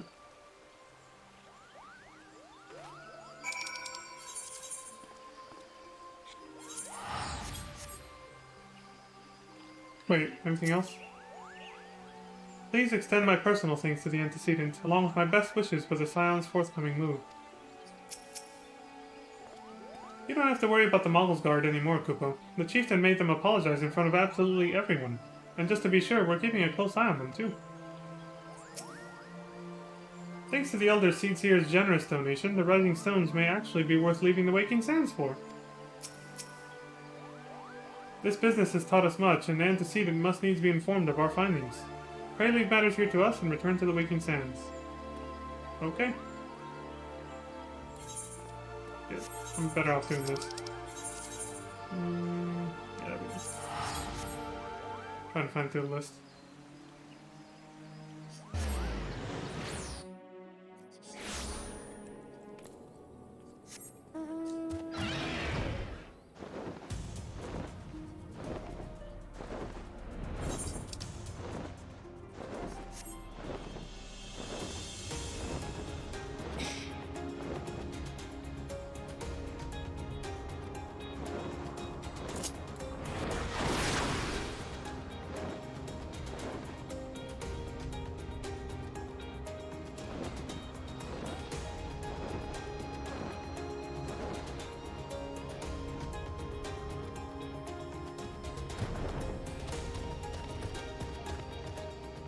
Okay, not the Taro this time.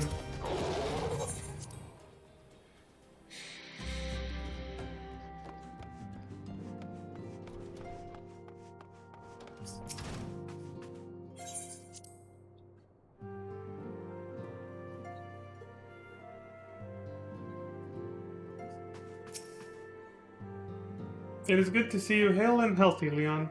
I received word from Ida and Kakalima that you had felled good King Malamog the 12th, but I had hoped to hear your version of the tale. So it was as they said, summoned with the same methods used by the beast tribes and taught by the Ascians. Though unfortunate, this incident did at least serve to remind the Elder Seedseer of our usefulness. Her offer of additional support could not have come at a better time. My thanks, Leon.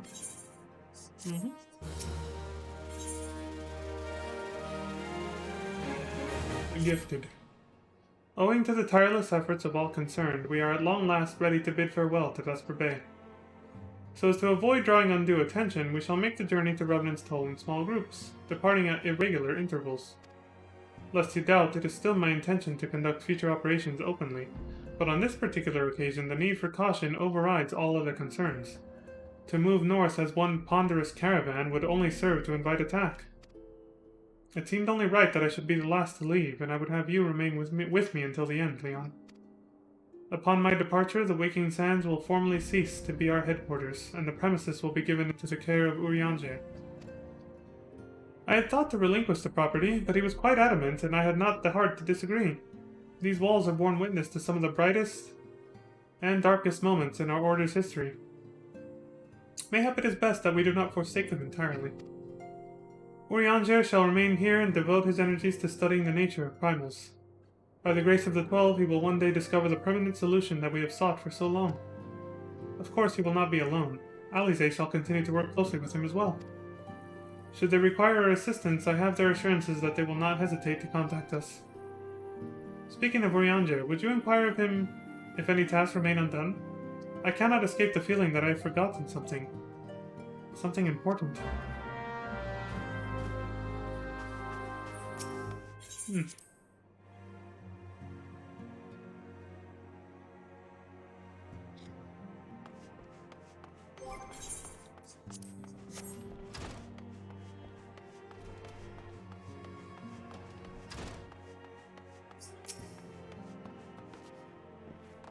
So we're just gonna leave behind a little skeleton crew with Urianger here? Gonna be like his personal property? Thou art ever welcome, Leon, but I require no assistance. Pray take thy leave unburdened by concern for my well-being. Verily, thy countenance bespeaks a desire to quit this place without further delay. Mayhap thou thinkest this chapter of our tale concluded, that these halls should rightly be consigned to the annals of history? In man's eagerness to seize the future, how readily he doth set down the past. Full many a proud pioneer hath bravely stridden into the great unknown, only to find there the banner of his ancestor, faded by the eons. I like that. And still man glorieth in his discoveries. I like that. 'Tis through his pride that wisdom doth ever give way to ignorance, while they who lurk in shadow remain hidden, lost no sooner than they are found. That's a good way of putting it. I'm gonna be the first one to explore this new area that nobody's ever been to before. Then you see the ruins of ancient people and you're like, oh, never mind, other people have been here before. But still, I discovered it! Haha!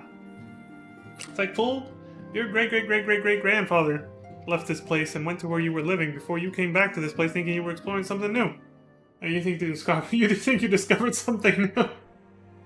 And that happens because of that, I guess. We're too quick to just leave everything behind when we decide to go somewhere new. Be not offended, Leon. Thy conduct hath ever been beyond reproach. Despite thy surpassing strength and all thy many victories, thou hast never been so convinced of thine own greatness as to imagine thyself above the failings of thy forebears. Mayhap it is the echo which hath opened thine eyes to the lessons of history. Would that the same could be said of... Oh, something cut him off.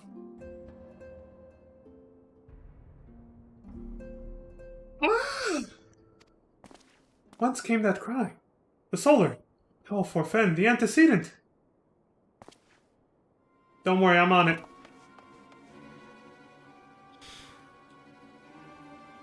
Jesus Christ, what the hell happened? I was just here!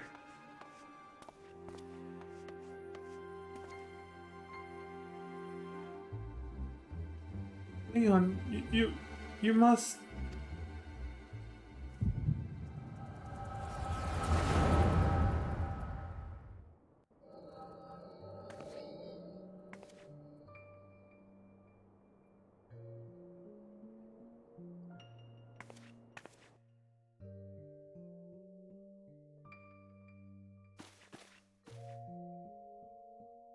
Tell me, Louis, would you have done the same? Louis Leveilleur was a remarkable man, wise beyond mortal measure. Would that I had met him prior to his passing.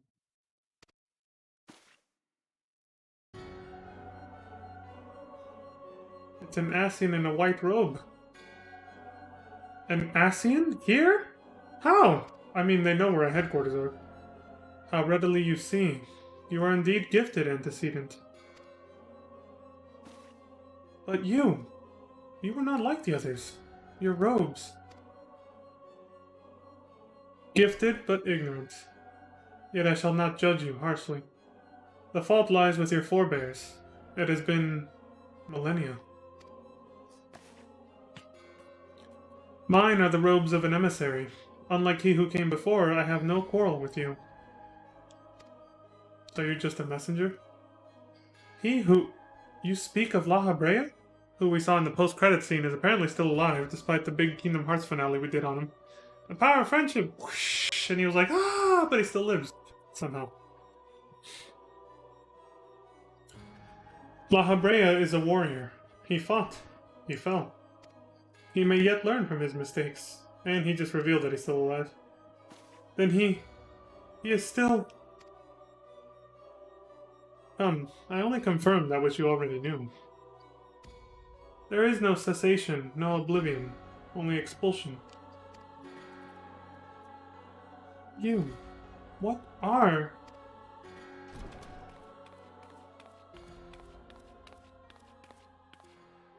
We're ready when you are, my lady. If there's nothing else... Is something the matter? Totoro has no idea. I feel the same way. After everything that's happened here, it feels strange to leave. But I'm sure we'll soon get used to Revenant's toll. Well, I'll let you say your goodbyes. Take as long as you like, my lady. We shall depart whenever you're ready.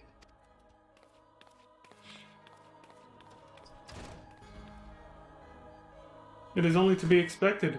She lacks the gift and the knowledge both. To her, we are indistinct. I do not understand. Indistinct. Shadowless, fleshless, formless. What truth there is in each tale is diluted by time and telling. Knowledge dictates expectation, and expectation colors perception. Thus did she perceive not. So it is with all but a chosen few. Even you, when young, could not yet see with eyes unclouded. You know nothing about me. Nothing. The gift grants you clarity. It grants you focus. With it, you may in time come to see us as we are, rather than this crude approximation. So he's saying what we see, them in those robes, is not their true form. Just something we perceive based on our expectations, based on what we know of them, and that's it. But it's not really what they look like. La Habrea did not think so highly of the Echo. He called it an accursed gift. La Habrea is wrong about a great many things. The Echo is indeed a gift, albeit one you have yet to master. And if we did?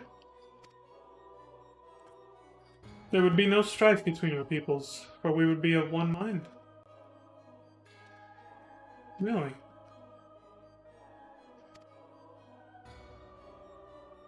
Dramatic irony is kicking in for me right now. I leave as I came in peace, antecedent. May we meet again as friends. When you've already played Shadowbringers, these lines hit home a little different. Wait! Stay where you are! The things he's saying. Ah! And that's the scream we heard. Mayhap I was indelicate. 'Tis a mercy she shields her children from his grace with such resolve. His grace. She. Referring to Heidelin and Zodiark. Was it also by her hand that you survived the Ardor, I wonder?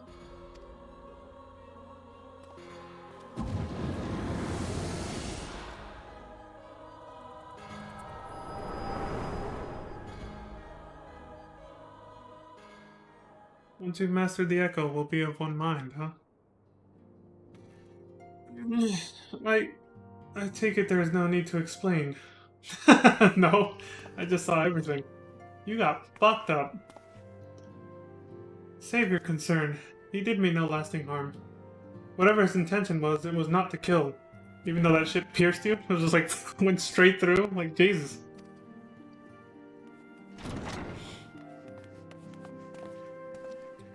I heard a cry. What happened? Are you alright? You look faint. Do you need to lie down? I could fetch you a flask of my special tonic. Urianger, send words to the students of Baldessian. Tell them to scour the archives, the forbidden tomes in particular. If there is any reference to an Ascian robed in white, however oblique, I would know of it. An Ascian, my lady? Was that what gave you cause to cry out?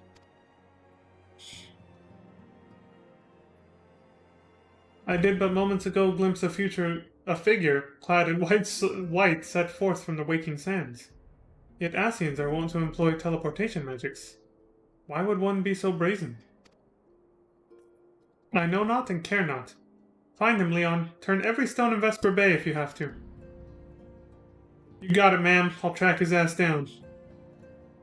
Pray attend me, Tataru.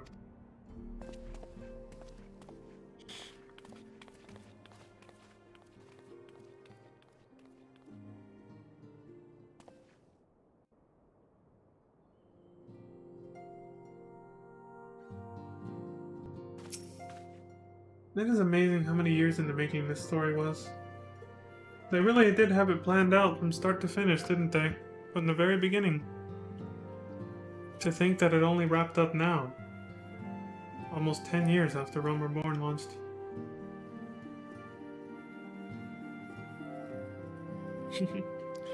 Well, you know. They had to space it out to have ideas for every expansion. Every expansion was basically a major story beat. Can't wait to see how it all wraps up in Endwalker.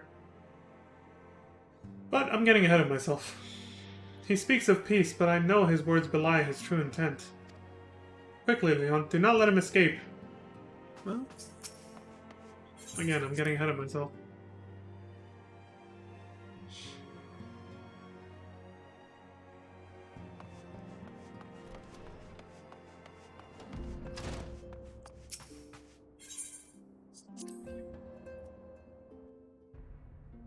Okay, it's getting too hot in here. I'm gonna turn on my ceiling fan real quick. Before we go chase this fucker down. Sorry, I muted myself too quick. No, not this one. This one. There we go.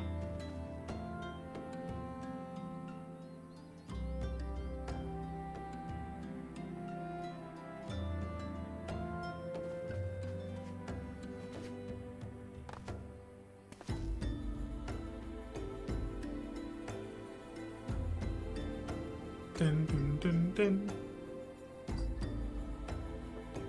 Okay, let's do this. Search for the white-robed Ascian. Come out, you old bastard! Where you at? Oh, he's right there. He hasn't even gone that far yet. I am told that you are the Warrior of Light, but I would know for myself.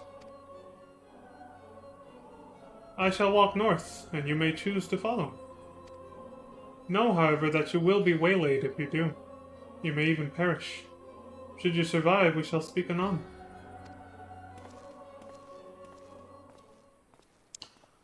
So he's saying there's danger if I follow him, huh? I live for this shit! Bring it on, you son of a bitch! Do your worst.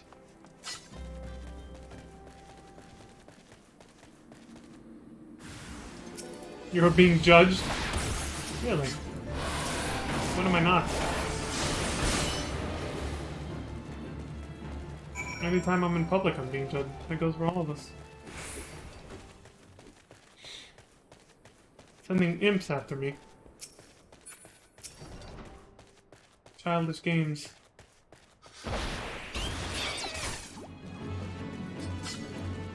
You're being judged. Gruesome gargoyle. Alright.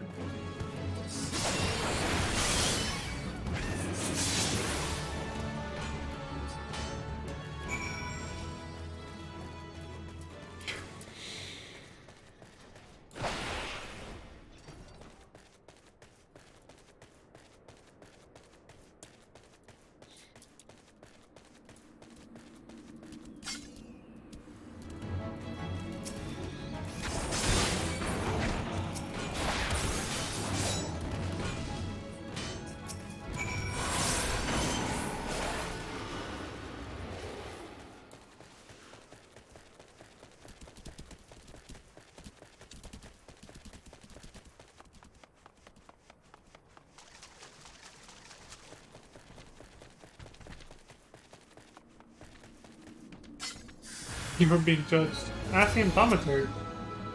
Oh shit.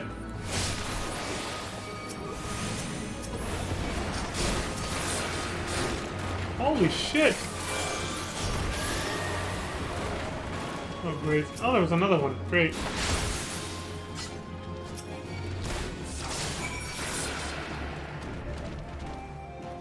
That all you got? Bull?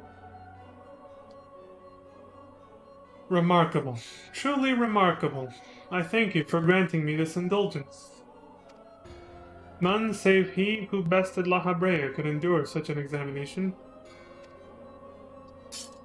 You want some too? Damn, that's a cool animation.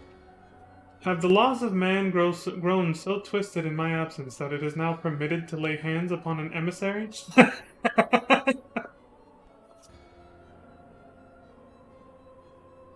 I'm sorry, that expression. I've always found that expression hilarious for some reason. He put hands on him? He put hands on you? I laid hands on him. It's just, I don't know, I just find it a really funny expression. Like, ever since I first heard it at the age of like 14, when playing GTA San Andreas. I was like, put hands on him? What the fuck does that mean? Like, I quickly understood what it meant from the context, but like, just picturing it, just like, let me just put hands on you, just grabbing you, or punching you. I was like, oh my god. I was just like thinking to myself back then, why don't they just say punching him or attacking him? Why do they use this expression, laying hands on him? But because San Andreas is when I first learned it, that's what it reminds me of when I see this. I just think about GTA San Andreas characters talking, their banter and everything. It's just, oh my god. Have the laws of man grown so twisted in my absence that it is now permitted to lay hands upon an emissary. How long have you been gone for, dude? So he's basically saying, don't shoot the messenger. You bore witness to my audience with the antecedent, did you not? And you know I acted only in self-defense. Did she chase after you? I realize the same cannot be said of La Habrea. Even amongst his brethren, he is considered unique. Nevertheless, I cannot wholly condemn his misdeeds, for through them we discovered you, one so strong in the gift that he could cast us out. I don't know if I should feel, you know, good about you praising my power, or what? Your mother favors you still, that much is plain, but surely you must feel it. Her influence wanes, and her strength shall soon be spent. In Praetorium, she said she couldn't shield me again when Ultima Weapon almost used Ultima again. These lands, these people, this world, all shall soon change. As it was, so it shall be again, as it should always have been. Doubt my claims and question my motives if you will. Only believe me when I say this. I am Elidibus, emissary, bearer of the word of the one true God, and we shall meet again.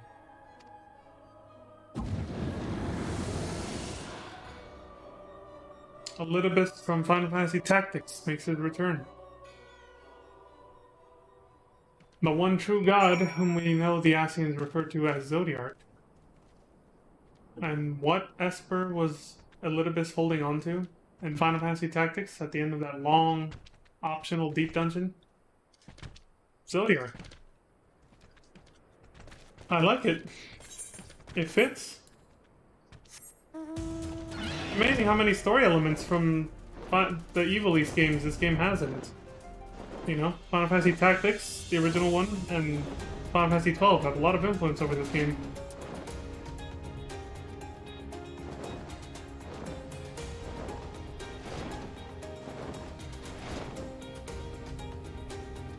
Plus, I got a bone to pick with Zodiark after I died the first time fighting him because of one little misstep I took. Instead of just using fucking whatever it was again. Could have killed him in 2 seconds. Like I did the second try. Jesus. If I ever have to fight Zodiac again in a different game, maybe even in this one, which I would assume so, but I don't know. It's gonna be a grudge match. Payback for FF12.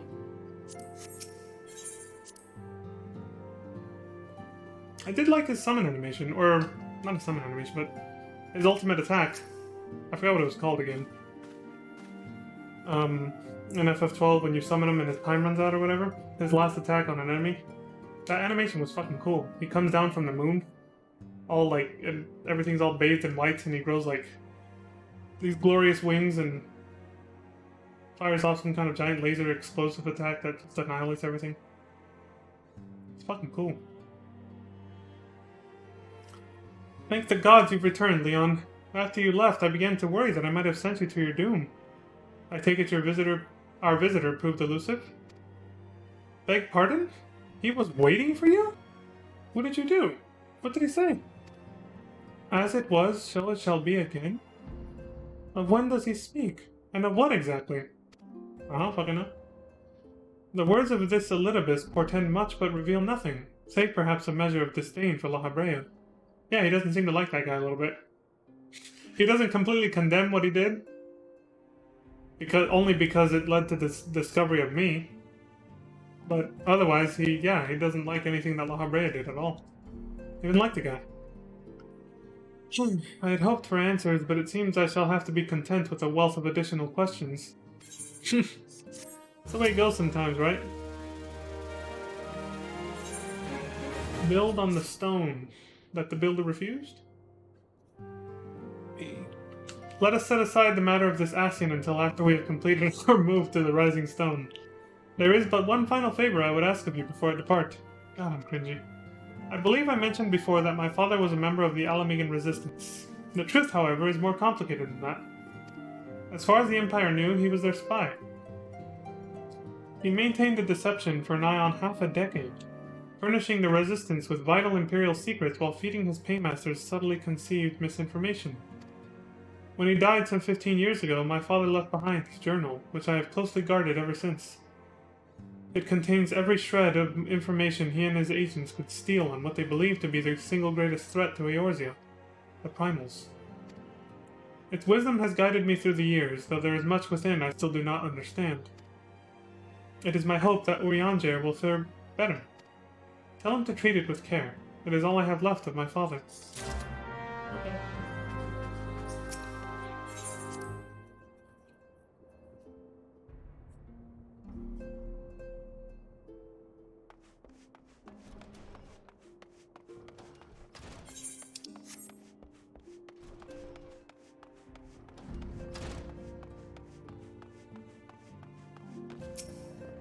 What's up, Urianger?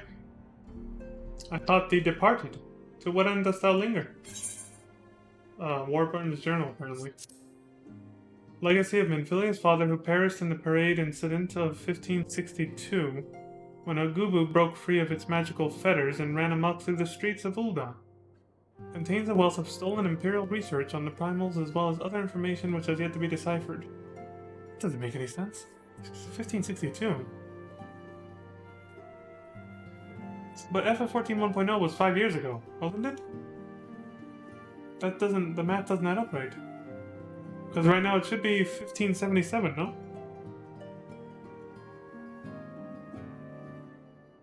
Yeah, I feel like that's a typo. That should be 1572, not 62. Oh wait, not even. No, yeah, never mind, sorry. Had a derp moment when doing math. Oh yeah, if that was if 1.0 was 5 years ago, that should say 1572. But it's supposed to be 1577 unless I'm gonna have to rewatch the opening movie again where he says the year. The Louis Suave voice actor. Yeah, because I'm a little like, what? So he's one of the people who died during the parade incident with the Gubu in 1.0's Ul'dah intro. The city-state intro for that. The father's final bequest, the daughter's lifelong labor. It is no small thing to surrender such a cherished memento. Well can I imagine the antecedent's pain. Upon mine honor, I swear to spare no effort in the study of these materials, lest my lady's sacrifice be in vain. Yeah, treat it with care, dude. Now what? Speak! Leon, this is Minfilia. Sup? Forgive me, but I could wait no longer. I have departed for the Rising Stones. You left without me? If you have yet to, once you have given the journal to Urianger, I bid you come to the Seventh Heaven in Revenant's Toll. Tatara will be there to show you inside our new headquarters. Assuming you have already attuned to it, you may wish to make use of our new Aetherite in Revenant's Toll. After all, it is right on our doorstep. That's true. Literally. Much more convenient headquarters. Alright. Let's go then.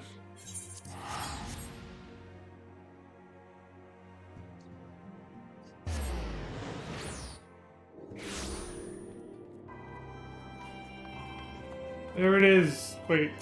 No. It's actually over there. Yeah. So hold on. What's going on over here? Hello. Oh, Leon. You're here. Good, good. We were all wondering when you'd show up.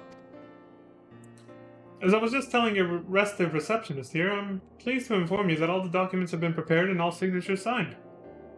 Excuse me. The Rising Stones is officially yours. Splendid! From this day forward, I will spare no effort in seeing that it is as welcoming and comfortable a home for us as the Waking Sands ever was. That said, this is all somewhat intimidating, is it not? So many unfamiliar places and unfamiliar faces. Worn-out faces, too? Most of the men and women you see around you here in Revenant's Toll are adventurers who come and go as they wish. I dare say that should make it easier for you to go about your business here. And it shouldn't hurt that Leon here has already made something of a name for himself here. Isn't that so, Leon? Yeah. When we were here to rescue you guys from Cast from Sentry. Why, that's wonderful to hear. Rest assured that this receptionist will work just as hard to see that our efforts do not skip a beat despite the relocation. And with that, Leon, I do believe it's time you officially announce your presence to everyone inside. The antecedent and the others will surely be overjoyed to see you. Right on. Let's go meet them then.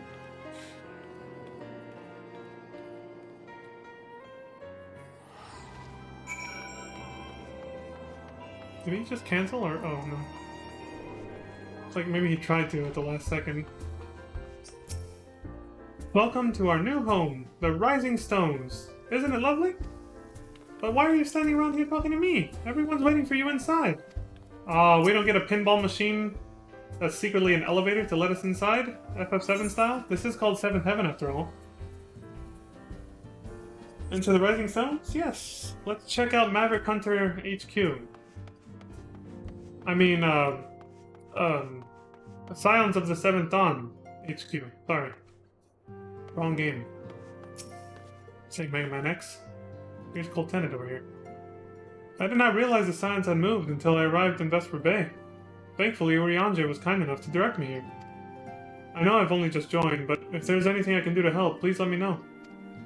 Okay. Stella, what you up to? As you can see, our Charlian allies have furnished us with a wealth of new tomes. It would be prudent of you to broaden your knowledge as well. Sure, maybe I'll sit down and read a book or two. Let in. You're joining us? Oh, you wish to help? That's very kind of you, but I can manage on my own. Besides, you should be out having grand adventures, not withering away here with me. Please. You're as beautiful as ever, Lamin. Age hasn't changed you a bit. As ravishing as ever. See? Thancred agrees with me. Perhaps for old time's sake, she would... Gods, Leon! Don't sneak up on me like that. We bards are an easily startled lot. Yeah, well, I know what the hell is on your mind. Look at you, creeping on her. Creep Thancred over here. You see him? He's just watching. Thinking those thoughts of his. He's like, maybe for old time's sake she would... Dude wants to... Alright, I'll leave it there. I won't finish that sentence. I think the sound effect that I played says enough of what Thancred wants to do with old Lamin for old time's sake, as he put it. What the hell are you guys doing? Hoary Boulder? Who are you? The horror. The horror. What the hell's wrong with him? So here we are, completely independent and unquestionably neutral. Or at least more so than before. Truth be told, I cannot say it feels that different. Of course, Ida begs to differ. I love the smell of victory in the morning. It smells like sweat. No. Mun Tui sauce, if that's how you say it. No. Victory! Yeah, victory! This is so out of context. Why is this guy out of breath? What the fuck happened? Seems terrified. You be alright there, Thancred? Just gonna keep oogling her, or you gonna go talk to her? You know, if you just keep oogling her, it's only gonna happen in your mind, man. At some point, you gotta go say hi. You gotta go talk to her, man. Is it not wonderful, Leon? Nary a single presumptuous merchant has darkened our door. Yeah, for now. I know full well they will come in time, but for now let us enjoy the respite. Yes, I just have to get the memo that we're... What the fuck? I'm trying to target this thing. The new solar. Thancred simping over Lamin. Oh shit. Louis Law's staff over there looks much nicer now. On that wall. Hell yeah, this is way better. Awakened Sands was kind of shabby compared to this shit. I like it. I'll be taking my break after this. And then it's just gonna be like an hour 15-minute stream probably after this, because maintenance.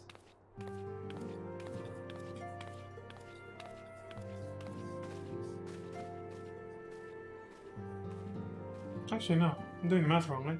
Plenty of time for another 2 hours.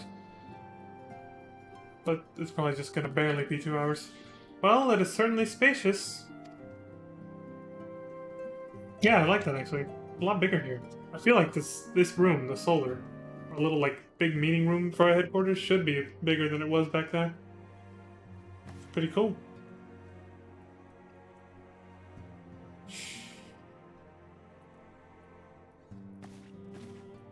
Louis Suave approves. You looked at his staff, it looked back at you, it approves. Today marks a new beginning for the Scions of the Seventh Dawn, for today we declare our independence. Indeed. We shall henceforth be beholden to no nation, but serve all of Eorzea's people proudly and openly. But this does not mean that we will sever our ties to the Eorzean lands. On the contrary, the antecedent and I shall endeavor to strengthen them. Rest assured, however, that we shall not permit political considerations to influence our decisions. Our identity remains unchanged, as does our cause. We are the Scions of the Seventh Dawn, and our single purpose is to safeguard the future of Eorzea. Indeed. For Eorzea! Again. A toast! I forgot to do that last time. Well, that's because everybody leaves the room before I even get a chance, so fuck it. A moment of your time, Leon. I would speak of Elidibus.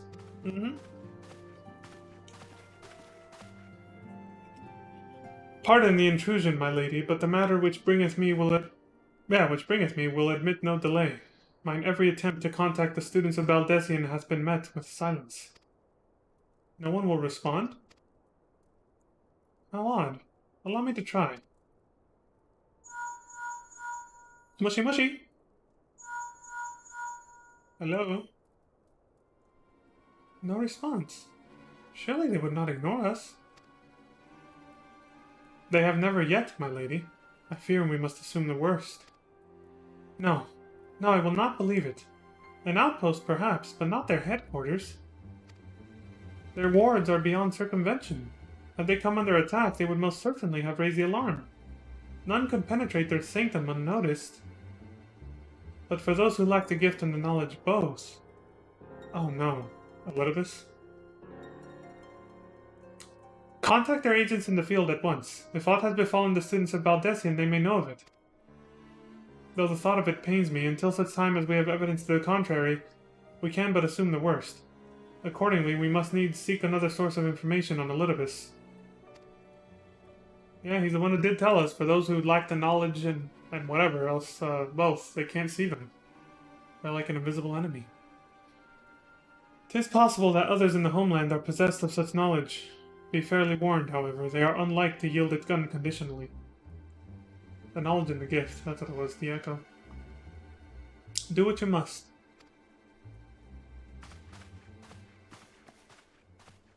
Yet another unforeseen and unwelcome development. What could be next, I wonder?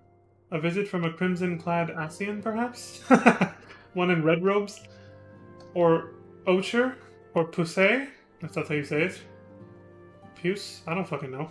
I have no idea how to pronounce that, and I think I just said... I think everybody knows what the hell I just said, but just in a very weird accent. That makes it sound like a different word, which is hopefully a lot better. And which of our allies will then fall silent? That's what I said. You know what I said. For a time, I thought we had gained the upper hand.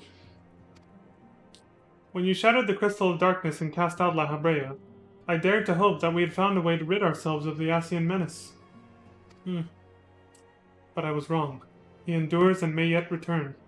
Upon that point, I have no doubt that Elidibus spoke true. Yet there must be a way to destroy them, utterly. A way to spare this world their unholy machinations. I dare not consider the alternative. There are forces at work we do not understand, Leon. I discern them all around, and disturbances too great and too numerous to be dismissed as mere coincidence. Doubtless the Paragons are involved, but how and to what end is far from clear. I know not what will come, but I do know that we will rise and meet it as one. That's the spirit. Ah, my stalwart hero. Your face is a picture of resolve. It can be a different kind of face, too, around you. For alone, you know? Anyway, I know that you will be ready when the time comes. With luck, however, that will not be for a while yet. Pray return to your private affairs with my blessing. Should anything arise, you will be informed. Again, my private affairs need not be mutually exclusive. To yours.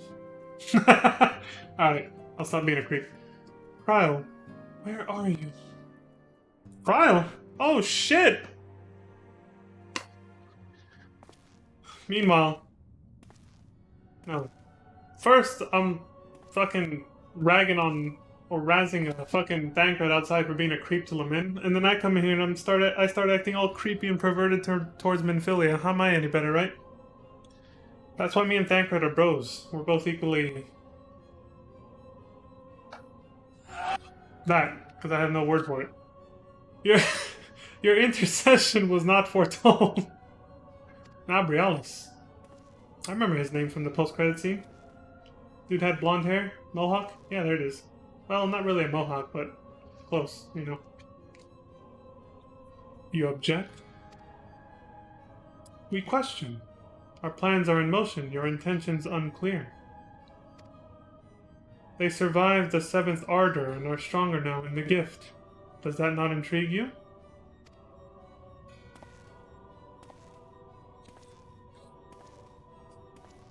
No, it does not.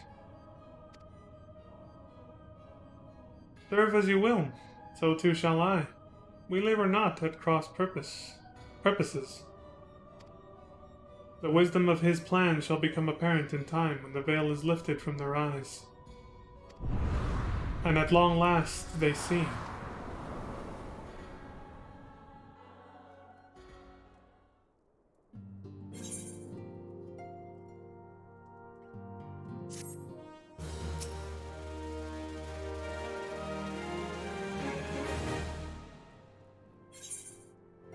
Bill Waters. Ah yes, so that was the end of 2.1. So now we're going to 2.2. And a good time for me to take a break. I did say I was going to do that. Alright folks, I will BRB in like 5-10 minutes as usual. So, enjoy the music.